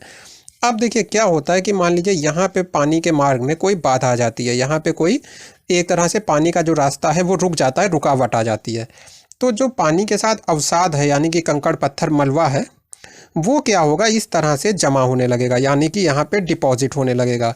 तो जब ये डिपॉजिट होने लगेगा, इस तरह से जमा होने लगेगा, जो टिल वगैरह है जिसे हम लोग टिल कहते हैं या फिर कह लीजिए कंकड़ पत्थर वगैरह है, तो वो जब ऐसे डिपॉजिट होने लगेगा तो इस तरह से ये जो आकृति बनी, जो आप ये आकृति देख रहे हैं सामने ये वाली, इसको हम लोग कहेंगे एस्कर। फ्रेंड्स आप लोग जानते हैं इससे पहले के जो वीडियो हैं उसमें जो ग्लेशियल जियोमॉर्फोलॉजी होती है, ग्लेशियल जियोमॉर्फोलॉजी जिसमें हम लोगों ने पढ़ा था कि ग्लेशियर कैसे बनते हैं यानी हिमोड़ वगैरह कैसे बनते हैं, तो उसके बारे में हम लोगों ने पढ़ा था। अब हम लोगों को देखना है कि परिहिमानी भू आकारिकी क्या होती है। पहले देख ली हिमानी भू आकारिकी, अब देखना है परिहिमानी भू आकारिकी यानी पेरीग्लेशियल जियोमॉर्फोलॉजी। तो इस चीज़ को अब हम लोगों को समझना है। तो देखिए पहली बात तो पेरीग्लेशियल क्या होगी, जो हमारा ग्लेशियर है, मान लीजिए ये ग्लेशियर है, तो इसके आसपास जो भू आकारिकी बनेगी, जो लैंडफॉर्म बनेंगे, उन्हें हम लोग कहेंगे पेरीग्लेशियल, यानी कि जो हमारा हिमानी है उसके आसपास जो बना उसे हम लोग कहेंगे परिहिमानी। अब देखिए पेरीग्लेशियल जियोमॉर्फोलॉजी को समझने के लिए ये समझ लेते हैं कि जहाँ पे पेरीग्लेशियल जियोमॉर्फोलॉजी बनेगी वहाँ पे क्लाइमेट कैसी होगी। वहाँ की देखिए जो क्लाइमेट होगी उसे पे हम लोग कहेंगे कि परिहिमानी जलवायु या पेरीग्लेशियल क्लाइमेट। तो पेरीग्लेशियल क्लाइमेट कैसी होगी इस चीज़ को हम लोग समझ लेते हैं। तो देखिए एक इस तरह की क्लाइमेट जहाँ पे जाड़े का मौसम लंबा होता है, तापमान जो है 0 डिग्री सेल्सियस से कम होता है। यानी कि देखिए जाड़ों की पहली बात तो जो मौसम है, जो ऋतु है वो लंबी है, और उसके साथ ही जो तापमान है जाड़ों के मौसम में यहाँ पे 0 डिग्री से कम रहेगा। यानी कि जो हमारा पानी है वो जम जाएगा, यानी कि बर्फ़ के रूप में मिलेगा। इसके साथ ही क्या होगा, हिमपात होगा। हिमपात मतलब स्नोफॉल होगा। तो पहली चीज़ ये हो गई। दूसरी चीज़ है कि फिर जब गर्मी का मौसम आएगा तो वो छोटा होगा, यानी कि उतना लंबा नहीं होगा। जाड़े का मौसम लंबा होगा, गर्मी का मौसम छोटा होगा। लेकिन गर्मियों के मौसम में जो हमारी बर्फ़ है वो पिघल जाएगी, यानी कि पानी के रूप में बहने लगेगी। तो ये होगी हमारी पेरीग्लेशियल क्लाइमेट या फिर परिहिमानी जलवायु, जहाँ पे जाड़ों की ऋतु लंबी होती है और तापमान 0 डिग्री सेल्सियस से कम रहता है। जो पानी है वो जम के बर्फ़ हो जाता है।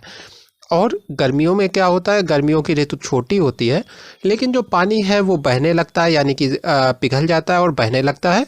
और फिर जो पानी का काम होता है अपर्दन वगैरह करना, वो सारे काम चालू कर देता है।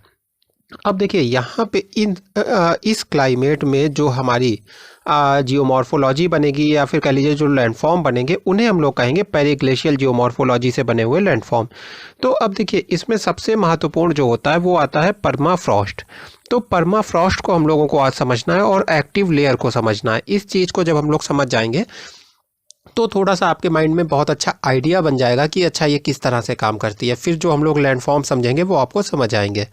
तो देखिए परमाफ्रॉस्ट क्या है। चलिए अब मान लेते हैं कि ये हमारी ज़मीन है, यानी कि इसके नीचे का जो भाग हो गया, एक तरह से कह लीजिए जो ज़मीन के नीचे का भाग हो गया, यानी ये हमारा धरातल है। इससे नीचे का जो भाग है वो ज़मीन के नीचे का भाग हो गया, और इससे ऊपर जो है ज़मीन के ऊपर का भाग हो गया। तो अब देखिए क्या है कि ये जो ज़मीन के नीचे के भाग में जल वगैरह है ये हमेशा जमा रहता है। यानी कि अब हम लोग परमाफ्रॉस्ट की बात कर रहे हैं। तो अब देखिए परमाफ्रॉस्ट में क्या होगा कि ज़मीन के नीचे का जो भाग है, ये जिसे मैं ब्लू कलर से कर रहा हूँ, ये हमेशा आपको जमी अवस्था में मिलेगा। अब इसकी गहराई कितनी होगी, इसकी गहराई अलग अलग स्थानों पे अलग अलग होती है। यानी कि अलग अलग स्थानों पे जिस तरह की परिस्थितियाँ हैं, जिस तरह की आप कह लीजिए कि कितने पेड़ पौधे हैं, किस तरह की मिट्टी है, इन सारी चीज़ों के आधार पे ये डिसाइड होता है कि यहाँ पे कितनी गहराई तक ये जो कह लीजिए जल वगैरह है या ज़मीन है वो जमी अवस्था में होगी। लेकिन परमाफ्रॉस्ट की विशेषता यही है कि धरातल के नीचे की जो ज़मीन होगी वो जमी अवस्था में होगी। तो इसकी गहराई 1500 मीटर तक आप मान लीजिए ऑन एवरेज होती है। वैसे हर स्थान पे अलग अलग होती है। अब देखिए इसके बाद आता है कि ऊपर की सतह में क्या होगा। अब देखिए ऊपर की सतह की जब हम लोग बात करने जा रहे हैं तो यहाँ से शुरू हो जाएगी एक्टिव लेयर क्या होती है। तो देखिए ऊपर की सतह में क्या होगा कि यहाँ पे स्नोफॉल होगा, यानी कि बर्फ़ गिरेगी, और ये हमेशा जमी अवस्था में नहीं रहेगा। यानी कि ये देखिए जो धरातल के ऊपर का भाग है, अब जिसे हम लोग दूसरे कलर से देख रहे हैं, ये हमेशा जमी अवस्था में नहीं रहेगा। क्यों? हम लोगों ने देखा है कि पेरीग्लेशियल जियोमॉर्फोलॉजी में जो गर्मी की ऋतु होती है उसमें जो हमारी बर्फ़ है वो पिघल जाती है। तो क्या होगा, जो धरातल के ऊपर का भाग है वो गर्मियों में पिघल जाएगा। यानी कि ये वाले कलर से जो हम लोगों ने भाग देखा है धरातल के ऊपर वाला, ये गर्मियों में पिघल जाएगा और सर्दियों में फिर से जमना चालू होगा। तो अब इसको एक बार मैं आपको फिर से एक क्लियर फिगर से बताऊंगा जिससे आप बहुत अच्छे से समझ जाएं। देखिए ये हमारा धरातल है, और चलिए ये बॉक्स सा बना लेते हैं। मान लीजिए ये धरातल के नीचे का भाग है, जहाँ तक सारा का सारा पार्ट जो है वो जमी अवस्था में है। तो ये सारा कुछ जमी अवस्था में आपको मिलेगा।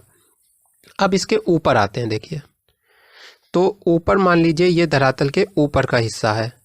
तो ये हिस्सा जो है जब जाड़े की ऋतु होगी, यानी कि जब जाड़े का मौसम होगा, तो क्या होगा, ये जमी अवस्था में होगा। यानी कि जाड़े के मौसम में ये ऊपर का जो पार्ट है ये जम जाएगा, और गर्मियों में क्या होगा, पिघल जाएगा। तो इसी लेयर को हम लोग कहेंगे एक्टिव लेयर, क्योंकि देखिए ये पूरे जो साल है उसमें एक्टिव है, कभी जम रही है कभी पिघल रही है। तो इसे हम लोग कहते हैं एक्टिव लेयर, परमाफ्रॉस्ट के जो ऊपर होती है। और देखिए इसके साथ ही इसकी एक और विशेषता है। अब देखिए जब ये जमना चालू होगी, मान लीजिए ये अभी पिघली अवस्था में और जमना चालू हो रही है, तो जाहिर सी बात है पहले ऊपर का भाग जमेगा। यानी ये पहले ऊपर का भाग जमेगा और धीरे धीरे ये जो है नीचे तक जमती चली जाएगी इस तरह से। तो ऊपर से नीचे की तरफ जमेगी।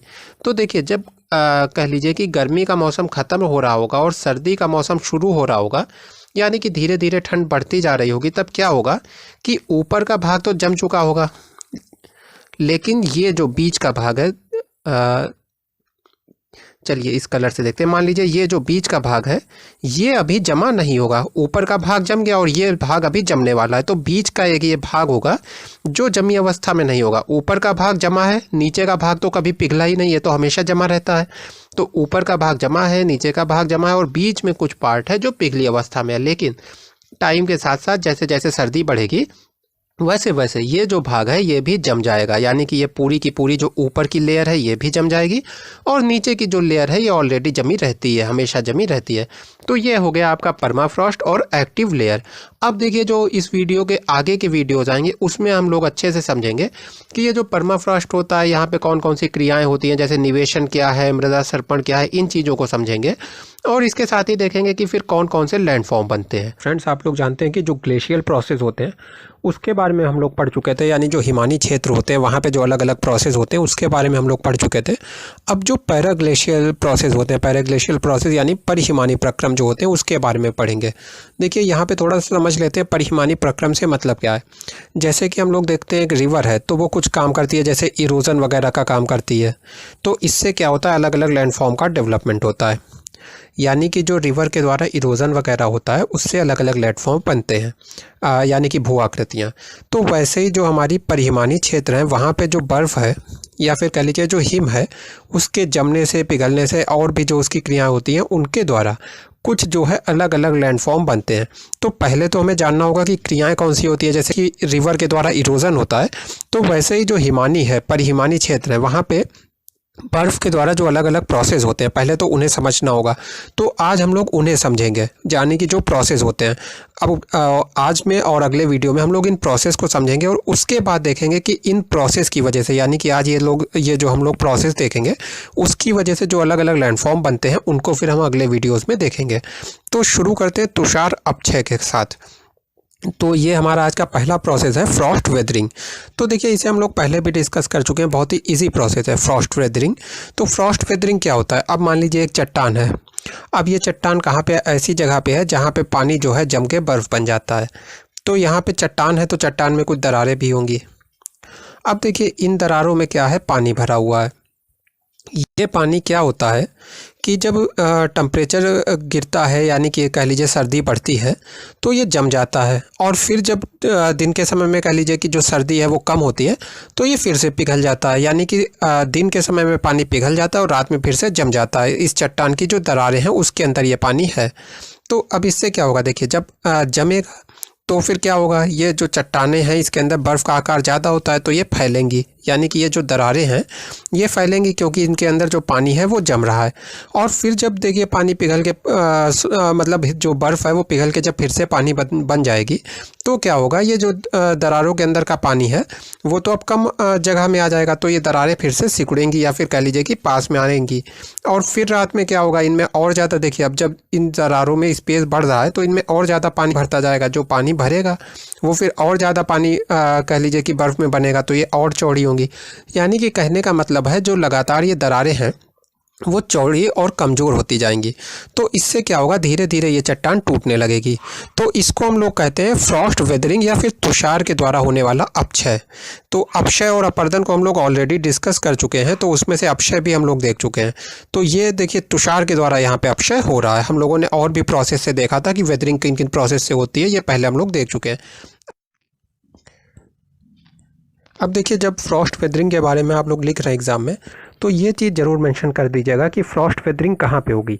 तो जो हमारे निम्न अक्षांश के उच्च भाग होते हैं, अभी आपको समझ में आ जाएगा।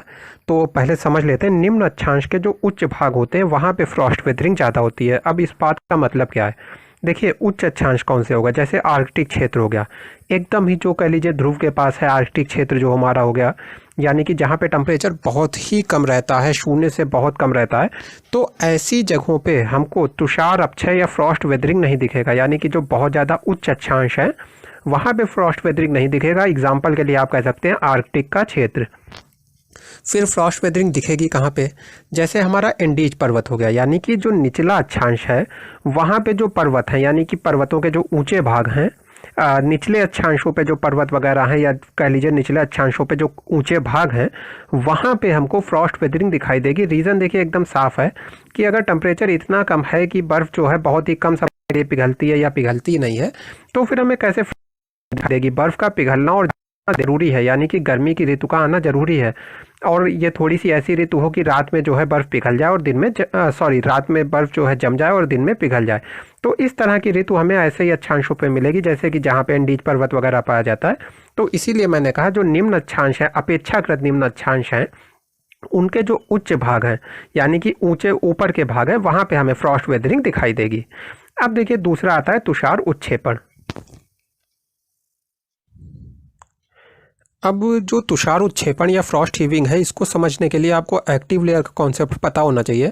तो एक्टिव लेयर को इससे पिछले वाले वीडियो में मैंने आपसे डिस्कस किया है, वहाँ पे आप डिटेल में देख लेते हैं। यहाँ पे रिवीजन कराने के लिए मैं बता देता हूँ कि देखिए एक्टिव लेयर क्या होती है। मान लीजिए ये हमारी भूमि है, तो इसके नीचे का एक भाग ऐसा है जो हमेशा जमा रहता है, लेकिन इस भूमि के ऊपर का कुछ भाग ऐसा है, मान लीजिए ये वाला भाग जो है जिसको मैं हाईलाइट कर रहा हूँ, ये भाग मान लीजिए ऐसा है जो आपका गर्मियों में पिघल जाता है और सर्दियों में फिर से जम जाता है। यानी कि जब गर्मियों का मौसम आता है तो ये ऊपर का भाग पिघल जाता है और सर्दियों में फिर से जम जाता है और नीचे का भाग हमेशा जमा रहता है। तो ये जो ऊपर वाला भाग है जो पिघल रहा है और जम रहा है, तो ये एक्टिव है, तो इसलिए इसे कहते हैं एक्टिव लेयर। अब समझते हैं तुषार उत्क्षेपण को। तो मान लीजिए ये जो हम लोगों ने एक्टिव लेयर देखी है, चलिए यहाँ पे फिगर फिर से बनाते हैं। तो मान लीजिए इसके ऊपर ये एक एक्टिव लेयर हो गई और इसके नीचे का भाग हमेशा जमा हुआ रहता है। तो अब मान लीजिए ये जो हमारी एक्टिव लेयर है, इसमें कुछ कंकड़ पत्थर होंगे, कुछ इस तरह के कंकड़ पत्थर होंगे, छोटे छोटे शैल टुकड़े होंगे, तो ये सारी चीज़ें होंगी। अब देखिए क्या होता है, जब ये एक्टिव लेयर जमेगी, यानी कि इसमें मान लीजिए टेम्परेचर जो है वो कम हुआ जिसकी वजह से ये जमी, तो कंकड़ पत्थर वगैरह के नीचे जो आपकी कह लीजिए कि वाटर का कंटेंट होगा, जो जल का कंटेंट होगा, वो जम जाएगा, बर्फ़ में बदल जाएगा। और जब बर्फ़ में बदल जाएगा तो क्या होगा, बर्फ़ का आयतन ज़्यादा होता है, 9 से 10% तक ज़्यादा आयतन होता है बर्फ़ का पानी की अपेक्षा। तो जब किसी आप मान लीजिए कुर्सी पे बैठे हैं और वो कुर्सी ऊपर उठती है तो क्या होगा, ऑटोमेटिकली आप भी ऊपर उठेंगे। तो जब ये पानी जमेगा तो पानी की अपेक्षा बर्फ़ का आयतन ज़्यादा है, इसलिए बर्फ़ ऊपर की तरफ उठेगी। तो ये कंकड़ पत्थर भी जो हैं ऊपर की तरफ उठेंगे, यानी कि कह लीजिए कि ज़मीन से बाहर निकल आएंगे, इस तरह से ज़मीन से बाहर निकल आएंगे, क्योंकि बर्फ़ इन्हें बाहर की तरफ ढकेलेगी। अब देखिए मान लीजिए फिर क्या होता है, फिर से ये पानी जो है एक्टिव लेयर में जो पानी है वो पिघल जाता है। मान लीजिए टेम्परेचर फिर से बढ़ा, पानी पिघल गया। तो ये जो कंकड़ पत्थर या टुकड़े हैं, या मान लीजिए किसी चट्टान की कोई परत है, ऐसे भी आप मान सकते हैं कि ये किसी चट्टान की एक परत है जो ऊपर को ढकेल दी गई है, तो ये जो है फिर से अपनी पुरानी पोजीशन पे नहीं आ पाएगी। यानी कि अब देखिए ये जो कंकड़ ऊपर आ गया, ये फिर से यहाँ पे नहीं पहुँच पाएगा इतनी गहराई तक। क्यों? क्योंकि बीच में कुछ मिट्टी वगैरह आ गई होगी। जब ये वाला कंकड़ हमारा ऊपर गया तो इस स्पेस में कुछ मिट्टी वगैरह आ गई होगी, यानी कि ये कंकड़ वापस अपने पुरानी जगह पे नहीं आ पाएगा ये वाला, और बल्कि कुछ ही गहराई तक जा पाएगा, यानी पहले से कम गहराई तक। तो क्या होगा, ये कंकड़ थोड़ा सा ऊपर आ गया। अब देखिए फिर से यही प्रोसेस होगा। क्या प्रोसेस होगा कि फिर से जो पानी है वो जमेगा। तो क्या होगा, ये कंकड़ जो अपनी इस जगह पे आ गया था, ये कंकड़ जो यहाँ पे आ गया था, ये फिर से ऊपर की तरफ जाएगा इस तरह से। और फिर क्या होगा, थोड़े दिनों बाद फिर से या कुछ समय बाद कह लीजिए, कुछ समय बाद फिर से क्या होगा कि जो आपकी बर्फ़ है वो फिर से पिघल जाएगी। तो ये कंकड़ फिर से कुछ नीचे तक जाएगा, लेकिन पहले जितना नीचे तक नहीं जा पाएगा। क्यों पहले जितना नीचे तक नहीं जा पाएगा? क्योंकि वहाँ पे कुछ मिट्टी आ जाएगी, यानी कि जो स्पेस इसने बनाया था, जो स्पेस खाली करके ये ऊपर गया था, उसमें कुछ मिट्टी वगैरह आ जाएगी। तो इसलिए ये पहले जितनी गहराई तक नहीं जा पाएगा। तो एक टाइम ऐसा आएगा कि ये जो सारे कंकड़ पत्थर हैं या फिर जो चट्टान की परतें हैं, ये परतें सब बाहर की तरफ आ जाएंगी, या फिर ये कंकड़ पत्थर बाहर की तरफ आ जाएंगे, यानी कह लीजिए ज़मीन से बाहर आ जाएंगे। तो एक तरह से कह लीजिए कि जो ज़मीन है उससे ये पत्थर की उत्पत्ति होगी। तो इसी को हम लोग कहते हैं फ्रॉस्ट हीविंग या तुषार उत्क्षेपण। यानी कि जो फ्रॉस्ट है या तुषार है, उसकी वजह से ये जो कंकड़ पत्थर हैं या फिर चट्टान की कोई परत वगैरह है वो जो बाहर आ जाती है, इसे कहते हैं फ्रॉस्ट हीविंग या तुषार उत्क्षेपण। अब देखिए जो आखिरी प्रोसेस है वो है सॉलिफ्लक्शन या मृदा सर्पण। इसे भी समझ लेते हैं, बहुत ईजी है। देखिए ये मान लीजिए हमारा एक लेयर हो गई, इस लेयर के जो ऊपर का ये वाला भाग है, ये गर्मियों में पिघल जाता है, सर्दियों में जम जाता है, यानी कि ये एक्टिव लेयर हो गई। अब इसके नीचे का जो भाग है, देखिए ये भाग, ये परमानेंट पूरे थ्रू आउट ईयर, पूरे साल जो है जमा रहता है, यानी कि पूरे साल ये जो है कह लीजिए कि बर्फ़ वाली अवस्था में रहता है, जमा हुआ रहता है। तो ऊपर की जो लेयर हो गई ये एक्टिव लेयर हो गई। अब देखिए मृदा सर्पण कहाँ होगा, हमेशा एक्टिव लेयर में होगा, जो ऊपर वाली लेयर है इसमें होगा। अब कैसे होगा देखिए, अब यहाँ पे इमेजिन करिए कि ये हमारे एक पहाड़ की ढाल हो गई, ऐसा पहाड़ जो ऊपर हिमानी क्षेत्र में है। अब देखिए इसके ऊपर की ये जो लेयर हो गई ये मान लीजिए एक्टिव लेयर है, जिसको हम लोग ब्लू कलर से देख रहे हैं। और इसके जो नीचे का एरिया है वो ये एरिया है परमाफ्रॉस्ट वाला, यानी कि जो हमेशा जमा रहता है, जिसे हम लोग परमाफ्रॉस्ट कहते हैं। तो ग्रीन के ऊपर का जो एरिया है वो एक्टिव लेयर है। अब देखिए क्या होगा इस एक्टिव लेयर में, जो सर्दियों का मौसम होगा उसमें तो ये जम जाएगी, यानी कि कह लीजिए ठोस अवस्था में हो जाएगी। लेकिन जब गर्मियों का मौसम आएगा तो ये पिघलने लगेगी, जो एक्टिव लेयर है ये पिघलने लगेगी, फिर से द्रव अवस्था में पानी जो है फिर से पिघलने लगेगा। तो अब जब पानी पिघल जाएगा तो क्या होगा देखिए, एक तो मिट्टी के साथ ये पानी मिल जाएगा। अब ये पानी नीचे तो जा नहीं पाएगा, क्योंकि नीचे की जो लेयर है वो जमी हुई है। नीचे जो हमारा परमाफ्रॉस्ट का क्षेत्र है ये क्षेत्र पूरा का पूरा जमा हुआ है, इसके नीचे पानी जा नहीं सकता। तो अब ये पानी क्या करेगा, ये पानी जो है इस मिट्टी में मिल जाएगा। एक्टिव लेयर में जो मिट्टी है उस मिट्टी के साथ पानी मिल जाएगा, यानी कि यहाँ पे जो मिट्टी है उसमें पानी मिलने लगेगा। अब देखिए अगर मिट्टी में ये पानी मिल जाएगा, जो पिघलने से, बर्फ़ पिघलने से बना हुआ पानी है, तो क्या होगा, मिट्टी का एक तो भार बढ़ जाएगा, वेट बढ़ जाएगा। दूसरा मिट्टी चिकनी हो जाएगी, यानी कि जो वाटर है हमारा वो एज ए ल्यूब्रिकेंट या फिर कह लीजिए स्नेहक की तरह काम करेगा, यानी कि मिट्टी को चिकना कर देगा। तो भार बढ़ गया प्लस चिकनी भी हो गई, तो ढाल पे क्या होगा, नीचे की तरफ सरकने लगेगी। नीचे की तरफ कह लीजिए मिट्टी जो है वो नीचे की तरफ सरकती हुई चली जाएगी। तो इसी को कहते हैं सॉलिफ्लक्शन या मृदा सर्पण। अब देखिए ये जो मृदा सर्पण की घटना ये कब होगी, जाहिर सी बात है जब गर्मी बहुत ज़्यादा हो जाएगी, यानी कि बहुत ज़्यादा जब गर्मी का मौसम आगे बढ़ जाएगा तब ये उतनी ज़्यादा नहीं होगी, क्योंकि फिर से जो पानी है वो कह लीजिए कि थोड़ा सा वाष्प में परिवर्तित हो जाएगा, और जो मिट्टी है वो फिर से कठोर हो जाएगी, फिर से जो है पहले जैसी कड़ी हो जाएगी।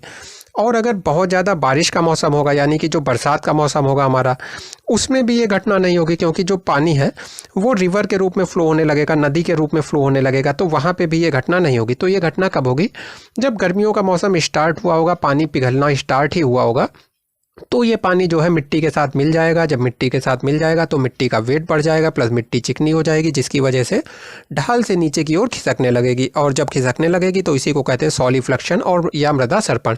और देखिए अगर ये बात आपको ज़रूर लिखना है कि ये पानी नीचे की तरफ क्यों नहीं गया, तो इसलिए नहीं गया क्योंकि नीचे परमाफ्रॉस्ट का क्षेत्र है, यानी कि वो लगातार जमा रहता है।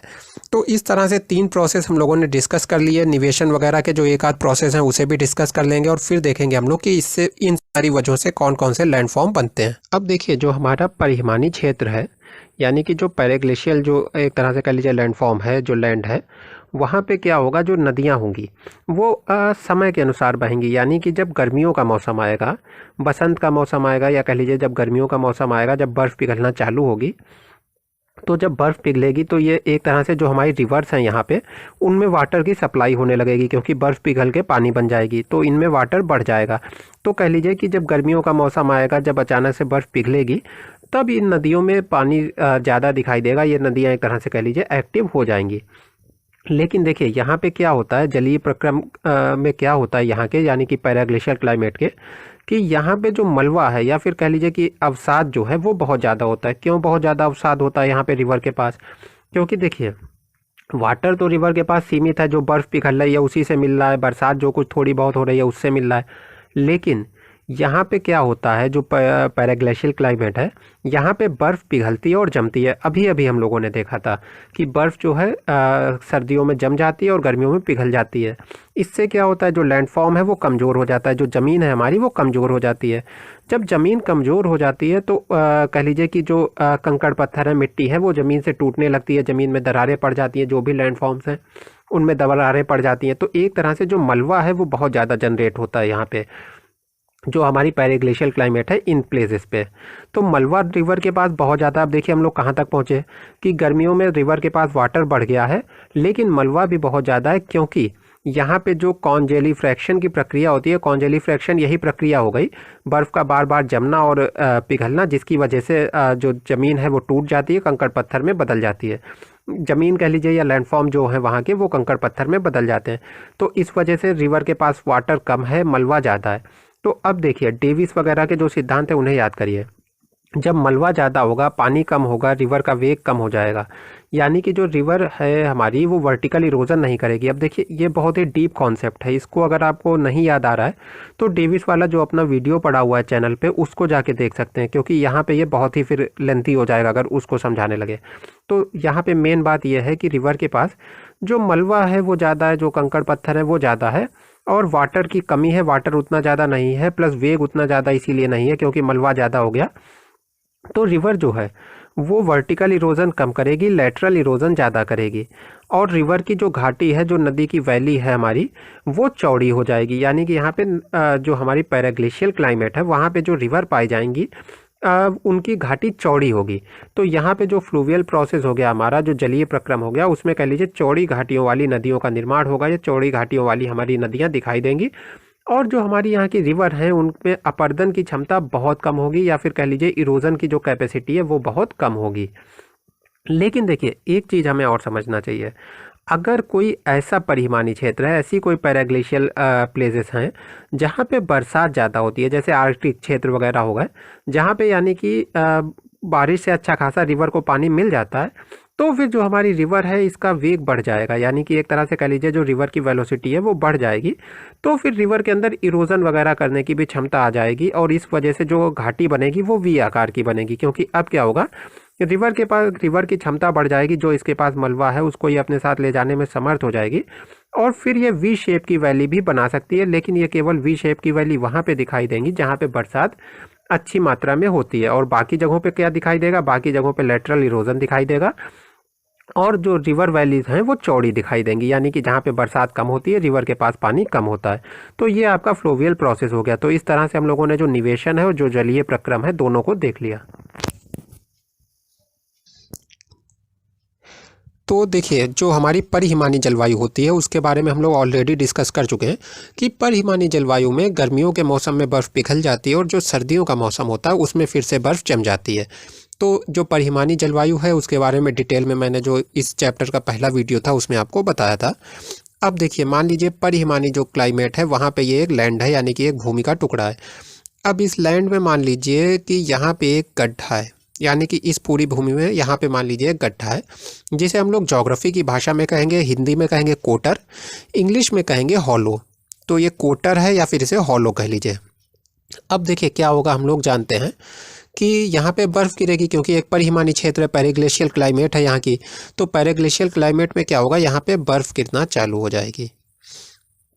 अब देखिए ये एक लेयर जम गई इस गड्ढे के अंदर बर्फ़ की, उसके बाद इसके ऊपर दूसरी लेयर जमेगी, उसके बाद इसके ऊपर तीसरी लेयर जमेगी, यानी कि इसमें कई लेयर में जो बर्फ़ है वो जमा हो जाएगी। इसके बाद अब देखिए क्या होगा, या इसीलिए शायद इसको निवेशन कहते हैं क्योंकि इसमें ये बर्फ़ का निवेश हो रहा है एक तरह से। अब इसके बाद देखिए क्या होगा, ऑलरेडी मैंने आपको बताया कि यहाँ पे परिहिमानी क्षेत्र में क्या होता है कि जो गर्मियों का मौसम है उसमें बर्फ़ पिघल जाती है, और जो सर्दियों का मौसम है उसमें बर्फ़ फिर से जम जाती है।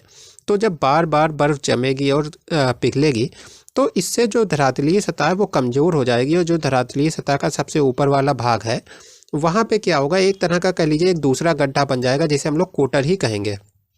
तो यहाँ पे एक ये देखिए इस तरह का गड्ढा जैसा बन गया। तो अब इसमें क्या होगा, देखिए इसमें जो भी कह लीजिए मिट्टी वगैरह है, या फिर जो भी इसमें कह लीजिए पदार्थ है जो इस गड्ढे में भर गया होगा वो वाटर के द्वारा निकल जाएगा, क्योंकि बर्फ़ बार बार पिघलेगी। जब पिघलेगी तो वो जो इस गड्ढे में भरी हुई मिट्टी है, कंकड़ पत्थर है, उनको अपने साथ बहा ले जाएगी। फिर देखिए इसमें बर्फ़ जमेगी इस गड्ढे में, फिर पिघलेगी। तो ऐसे क्या होगा, ये गड्ढा भी धीरे धीरे गहरा होता जाएगा, क्योंकि धरातल की जो सतह है वो लगातार टूटती जाएगी, और जो बर्फ़ पिघल रही है उस पानी के साथ वो जो कंकड़ पत्थर अलग होगा, यानी कि धरातल के टूटने से जो कंकड़ पत्थर अलग होगा उसको अपने साथ लेके जाती रहेगी। तो ऐसे में क्या होगा, ये जो गड्ढा है, जो कोटर जिसे हम लोग कह रहे हैं, ये लगातार गहरा होता जाएगा। तो इस तरह से ये एक जो हॉलो बन गया या फिर गड्ढा बन गया, ये लगातार गहरा हो जाएगा। इसे हम लोग कहते हैं, ये जो बना है कोटर जिसको मैंने अलग कलर से आपको दिखाया है, इसे कहते हैं निवेशन हॉलो। तो ये निवेशन हॉलो हो गया, और ये जो पूरा प्रोसेस होता है उसे निवेशन कहते हैं। तो ये आपका निवेशन हो गया। अब देखिए इसमें मैं आपको पहले ही एक बात बता दूं कि अलग अलग जगह पे आपको कई सारे इसमें प्रोसेस जुड़े हुए मिलेंगे। कहीं पे वेदरिंग की बात आएगी, कहीं पे इरोजन की बात आएगी। तो मैंने इसको आपको एक तरह से शॉर्ट में बता दिया जिससे आप लिख पाएँ। बाकी अगर आप इसको और डिटेल में पढ़ना चाहते हैं तो अलग अलग बुक्स में ये आपको काफ़ी डिटेल में मिल जाएगा। अब देखिए दूसरी बात आती है फ्लोवियल प्रोसेस या जलीय प्रक्रम की, यानी कि जो परिहिमानी क्लाइमेट है, परिहिमानी जलवायु है, वहाँ पे फ्लूवियल प्रोसेस किस तरह से होते हैं, यानी कि वाटर जो है, जो जल है वो किस तरह से काम करता है। Hello friends, welcome in smart education academy. Friends, इससे पहले का जो वीडियो था उसमें हम लोगों ने जो पैराग्लेशियल एक्टिविटीज़ होती हैं, यानी कि जो परिहिमानी क्षेत्र होते हैं वहाँ पे जो अलग अलग एक्टिविटीज़ होती हैं, अलग अलग प्रोसेस होते हैं, प्रक्रियाएं होती हैं, जिसके परिणाम स्वरूप फिर अलग अलग तरह के आकार बनते हैं, उनके बारे में चर्चा की थी। तो हमारे दो जो प्रोसेस हैं वो रह गए थे, एक था निवेशन, दूसरा है जलीय प्रक्रम। आज का वीडियो एक छोटा वीडियो होने वाला है जिसमें हम लोग इन दोनों चीज़ों को देख लेंगे कि निवेशन क्या होता है और जलीय प्रक्रम क्या होता है, और फिर आने वाले वीडियोस में हम लोग देखेंगे कि इनके परिणाम स्वरूप कौन कौन से लैंडफॉर्म बनते हैं या फिर कह लीजिए आकार बनते हैं। तो सबसे पहले बात कर लेते हैं, देखिए निवेशन क्या होता है। फ्रेंड्स, हम लोगों ने जो ग्लेशियल भू आकारिकी वगैरह होती है उसके बारे में देख लिया था, और जो हमारा आखिरी चैप्टर है जियोमॉर्फोलॉजी का, उसकी तरफ बढ़ चले थे। तो हम लोग पैराग्लेशियल जो लैंडफॉर्म होते हैं उसके बारे में बात करने वाले थे। तो देखिए पैराग्लेशियल लैंडफॉर्म कैसे बनेंगे, क्या होगा, इसके बारे में जो अलग अलग प्रोसेस होते हैं, जैसे फ्लूवियल प्रोसेस हुआ या और भी जो प्रोसेस हुए, उन सबको ऑलरेडी हम लोग डिस्कस कर चुके हैं। तो अब इस चैप्टर का और इसके साथ ही इस बुक का, यानी कि जियोमॉर्फोलॉजी का, अब लास्ट जो हमारे पास टॉपिक बचा हुआ है वो है कि जो हमारी पैराग्लेशियल क्लाइमेट होती है वहाँ पे कौन कौन से लैंडफॉर्म बनते हैं, यानी कौन कौन सी ऐसी भू आकृतियाँ हैं जो वहाँ पे बनती हैं। तो इनको हम लोग समझेंगे। तो इसमें देखिए पहला है पिंगो। तो पिंगो हम लोग समझेंगे, इसे हिंदी में भी पिंगो ही कहते हैं। तो हम लोग समझेंगे पिंगो कैसे बनता है, क्या होता है, कैसे बनता है। तो देखिए बहुत ही सिंपल सी बात है। एक मान लीजिए पैराग्लेशियल क्षेत्र है, यानी कि परिहिमानी क्षेत्र है, और उस परिहिमानी क्षेत्र में एक छोटी सी पहाड़ी या टीला है, बस इसी को हम लोग पिंगो कहते हैं। अब देखिए ये कैसे बनता है, इसके ऊपर दो थ्योरी हैं, दोनों थ्योरीज को हम लोग देख लेते हैं। पहली है फ्रॉस्ट हीविंग हाइपोथेसिस, या फिर हिंदी में कह सकते हैं तुषार उत्क्षेपण परिकल्पना। देखिए बहुत ही सिंपल है और ज़्यादा कॉम्प्लेक्स इसलिए मैं कर भी नहीं रहा हूँ, क्योंकि ऐसा नहीं है कि इसको अगर आ जाएगा तो आपको बहुत ही लंबा लिख के आना होगा 200 वर्ड्स में या 400 वर्ड्स में। ये शॉर्ट में ही आएगा मेरे हिसाब से, बाकी आप अपने बुक से पढ़ सकते हैं जैसे चाहें। तो फ्रॉस्ट हीविंग हाइपोथेसिस क्या है पिंगो बनने की। तो देखिए क्या होता है, अब ये हमारा एक बार मैं आपको रिवाइज करा देता हूँ कि परमाफ्रॉस्ट और एक्टिव लेयर का कॉन्सेप्ट क्या है। देखिए एक लैंड होती है जो हमेशा हर सीज़न में जमी रहती है, यानी कि पूरे साल जमी रहती है, कई सालों से ये लैंड जमी हुई अवस्था में होती है। तो मान लीजिए ये जो लैंड है ये कई सालों से जमी हुई अवस्था में है, तो इसको क्या कहेंगे, परमाफ्रॉस्ट कहेंगे।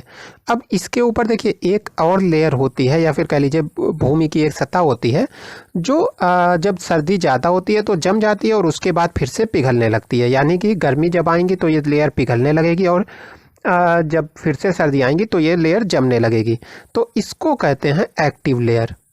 तो ये कॉन्सेप्ट आपको याद दिला दिया, क्योंकि इस कॉन्सेप्ट की बहुत आज ज़रूरत पड़ने वाली है हम लोगों को। अब देखिए फ्रॉस्ट हीविंग हाइपोथेसिस क्या है। तो देखिए वही हमारा कॉन्सेप्ट है, ये हमारा परमाफ्रॉस्ट हो गया, यानी कि ये नीचे की जो रेड लेयर है इसको आप परमाफ्रॉस्ट समझिए, जो हमेशा जमी हुई है। इसके ऊपर क्या है, एक एक्टिव लेयर है। ये हमारी देखिए मान लीजिए ऊपर वाली जो लेयर है ये एक्टिव लेयर हो गई। अब देखिए सर्दियों का मौसम आता है, मान लीजिए अभी ये जमी हुई नहीं है, अब सर्दियों का मौसम आता है, ये जो एक्टिव लेयर है ये धीरे धीरे जमना चालू होती है। तो किस दिशा से चालू होगी, ऊपर से जमना चालू होगी। तो इस तरह से ये मान लीजिए जमना चालू हो गई और ऊपर का हिस्सा जो है जम गया। तो इतना हिस्सा मान लीजिए जो हमारा है ये जम गया है। अब बीच में क्या है, बीच में एक हिस्सा ऐसा है, तो चलिए ये जो बीच का हिस्सा है ये ऐसा है जो अभी नहीं जमा है। अब देखिए क्या होगा, ऊपर की जो जमी हुई लेयर है, यानी कि ये जो ग्रीन कलर से हम लोग लेयर देख रहे हैं, तो ये जो ऊपर की जमी हुई लेयर है नीचे वाली लेयर के ऊपर प्रेशर डालेगी, क्योंकि ये जम गई है तो बर्फ में बदल गई है। तो नीचे की जो भी नहीं जमी हुई लेयर है उसके ऊपर प्रेशर डालेगी, और देखिए नीचे ऑलरेडी परमाफ्रॉस्ट है, यानी कि नीचे की सतह ऑलरेडी ठोस है। अब क्या होगा, इस परत पे जब प्रेशर पड़ेगा, यानी कि जिसे येलो कलर से मैंने दिखाया जो अभी जमी नहीं है, जब प्रेशर पड़ेगा तो इसमें जो भी कुछ पदार्थ हैं, यानी कि कंकड़ पत्थर वगैरह जो कुछ भी इस लेयर में पदार्थ हैं, उनका पार्श्विक उत्क्षेपण होगा, या फिर कह लीजिए लैटरल थ्रस्ट होगा। तो लैटरल थ्रस्ट या पार्श्विक उत्क्षेपण का सिंपल सा मतलब है कि वो ऊपर की तरफ उठेंगे। अब देखिए जब ऊपर की तरफ उठेंगे तो क्या होगा, इस सतह पे धीरे धीरे दबाव पड़ेगा, यानी कि ये जो ग्रीन वाली सतह है, और ये सतह इस तरह से ऊपर की तरफ उठ जाएगी टीले के रूप में। तो ये हो गई फ्रॉस्ट हीविंग हाइपोथेसिस, और इसकी वजह से ये जो टीला जैसा बना इसे ही को हम लोग कहते हैं पिंगो। अब देखिए जो हमारे मैके हैं, ये एक जोग्राफर हैं, ये इस थ्योरी को नहीं मानते हैं, तो इन्होंने अपनी दूसरी थ्योरी दी है। चलिए उसे भी समझ लेते हैं। तो देखिए इस थ्योरी में क्या है, ये एक झील है, जो रेड कलर है ये मान लीजिए एक झील है, और ये झील कैसी है, पूरी जमी हुई है, यानी कि ये झील जो है जमी हुई अवस्था में है। लेकिन इस झील में कुछ हिस्सा ऐसा है, यानी कि इसकी तली में कुछ हिस्सा ऐसा है जहाँ पे जो वाटर है वो जमा हुआ नहीं है। तो झील में देखिए जो पानी है सारा जमा हुआ है, जिसे रेड कलर से हम लोग देख रहे हैं, लेकिन कुछ हिस्सा ऐसा है जो जमा हुआ नहीं है। अब इस झील के नीचे क्या है, इस झील के नीचे परमाफ्रॉस्ट है, यानी कि पूरी की पूरी जो ज़मीन है वो जमी हुई है। तो इस झील के नीचे क्या है, परमाफ्रॉस्ट है। लेकिन देखिए यहाँ पे परमाफ्रॉस्ट में भी कुछ हिस्सा ऐसा है, यानी कि झील का जो बीच का भाग है, यानी कि ये वाला जो भाग है, इसके नीचे का कुछ हिस्सा ऐसा है परमाफ्रॉस्ट में जो जमा हुआ नहीं है, यानी कि ये जो ज़मीन है ये जमी हुई नहीं है। तो चलिए मैं दिखाता हूँ तो आप समझ जाएंगे। तो ये जो हिस्सा है ये जमा हुआ नहीं है। अब इसको हम लोग येलो कलर से कर देते हैं। तो ये येलो कलर वाला हिस्सा जमा हुआ नहीं है। इसके अलावा जो भी हमारा हिस्सा है, ये वाला हिस्सा पूरा ये जमा हुआ है। तो ये हिस्सा जमा है, ये हिस्सा भी जमी हुई अवस्था में है। जो येलो कलर है वो जमा हुआ नहीं है, जो ग्रीन कलर है वो वाटर है जो कि अभी जमने से बच गया है, और उसके ऊपर जो रेड कलर है वो क्या है, वो हमारी पूरी जमी की जमी झील है, यानी कि झील है जो कि जम गई है। अब देखिए क्या होगा, धीरे धीरे ये वाटर भी जमेगा,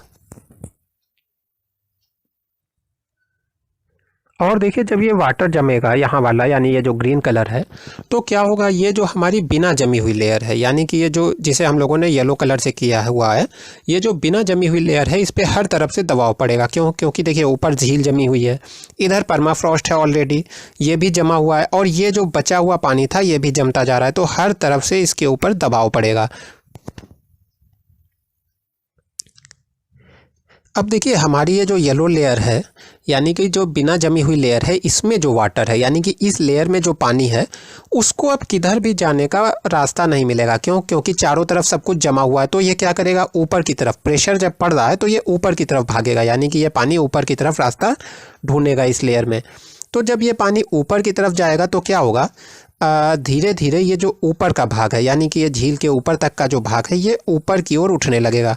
ऐसा देखिए क्यों हो रहा है, क्योंकि यहाँ पे ये जो वाटर है ये ऊपर की तरफ पुश कर रहा है, सारी की सारी लेयर को ऊपर की तरफ पुश कर रहा है। हमारी झील पूरी जम चुकी है और इसको ये ऊपर की तरफ पुश कर रहा है। अब फिर क्या होगा, देखिए अगली स्टेज में धीरे धीरे ये जो जमा हुआ पानी है ये भी जम जाएगा। जमा हुआ से मतलब है जो यहाँ पे पानी इकट्ठा हो गया एक जगह पे, ये भी जम जाएगा। तो ये जो हम लोगों ने देखा, ये वाला वाटर जो है ये भी धीरे धीरे जम जाएगा, और क्या होगा, ये जो ऊपर का उठा हुआ भाग है ये ऐसे ही रह जाएगा। तो इसी को हम लोग कहते हैं पिंगो। अब देखिए आज का हमारा जो दूसरा कॉन्सेप्ट है वो है थर्मोकास्ट का। तो थर्मोकास्ट क्या है, देखिए वही फिर से कॉन्सेप्ट आता है। अब ये हमारा हो गया एक परमाफ्रॉस्ट। परमाफ्रॉस्ट तो सभी में रहेगा, तो परमाफ्रॉस्ट मतलब जो हमेशा जमा रहता है। अब इस परमाफ्रॉस्ट के ऊपर क्या है, देखिए एक बर्फ़ की जमी हुई लेयर है, यानी कि इसके ऊपर एक ऐसी लेयर है जो बर्फ़ की है, यानी कि या फिर कह लीजिए जो जमी हुई है, एक जमी हुई लेयर है। इसके ऊपर क्या है, धरातल की सतह, यानी कि हमारी जो पृथ्वी की जो धरातल होता है उसकी जो सतह होती है वो है। तो यहाँ पे क्या है, सबसे नीचे रेड कलर में परमाफ्रॉस्ट हो गया, बीच में क्या हो गया, बर्फ़ की एक जमी हुई सतह हो गई, और उसके ऊपर क्या हो गया, धरातल की सतह हो गई। अब देखिए होता क्या है, जो ये बर्फ़ वाली सतह है, यानी कि ये जो बीच वाली सतह है, इसमें एक तरह से वही उत्क्षेपण होता है, या कह लीजिए कि ऊपर की तरफ ये उठती है। तो जब ये सतह ऊपर की तरफ उठेगी, इस दिशा में उठेगी, तो ये जाहिर सी बात है इसके ऊपर वाली जो सतह है, जो हमारी धरातल की सतह है, या फिर कह लीजिए जो हमारी लैंड है, ये भी ऊपर की तरफ उठेगी। तो जब ये ऊपर की तरफ उठेगी, यानी कि ये जो ऊपर हमारी लैंड है ये इस तरह से धीरे धीरे ऊपर की तरफ उठेगी, तो क्या होगा कि इस लैंड के ऊपर जो पेड़ पौधे वगैरह हैं, जो वनस्पति का आवरण है, वो शिफ्ट हो जाएगा, यानी कि वो यहाँ से हट जाएगा। क्योंकि जब लैंड ऊपर की तरफ उठेगी तो जाहिर सी बात है कि जो मिट्टी वगैरह है वो भी खिसकेगी। तो इन सब कारणों से यहाँ पे जो हमारी वनस्पतियां हैं वो समाप्त हो जाएंगी, या फिर कह लीजिए उनका यहाँ से दूसरी जगह स्थानांतरण हो जाएगा। जब उनका वनस्पतियों का दूसरी जगह स्थानांतरण हो जाता है तो क्या होता है कि ये जो नीचे वाली जो लेयर है, यानी कि बीच वाली लेयर है, जिसे हम लोगों ने कहा है कि जो जमी हुई लेयर है, ये पिघल जाती है। ये जब पिघल जाती है तो क्या होता है, अब देखिए आप मान लीजिए इस तरह से एक बर्फ़ पे खड़े हैं, ये मान लीजिए बर्फ़ की लेयर है, इसके ऊपर आप खड़े हुए हैं, ये लेयर पिघल जाएगी तो क्या होगा, जाहिर सी बात है इसके नीचे जो सतह है उसके ऊपर आप गिरेंगे जाके। तो यही चीज़ होती है, जब ये लेयर नीचे वाली पिघल जाती है, यानी कि ये बर्फ़ की लेयर जो है ये पिघल जाती है, तो ऊपर जो कुछ भी मिट्टी है और जो भी चीज़ें हैं वो सब कहाँ जाएंगी, वो जाके नीचे गिरेंगी, यानी कि एक गड्ढा जैसा बन जाएगा। वो गड्ढा क्यों बन गया, क्योंकि जो बीच वाली लेयर है, जो हमारी ये वाली लेयर है, ये लेयर पिघल गई। अब इससे क्या हुआ, इस गड्ढे में देखिए ये जितना भी आसपास का मिट्टी वगैरह है वो चली गई। धीरे धीरे ये गड्ढा गोल होगा, बड़ा होगा, और भी आसपास इस तरह के गड्ढे बनेंगे गोल गोल, और थोड़े समय के बाद क्या होगा, ये सारे गड्ढे आपस में मिल के एक बहुत बड़ी झील का निर्माण करेंगे। तो उस झील को हम लोग कहते हैं थर्मोकास्ट।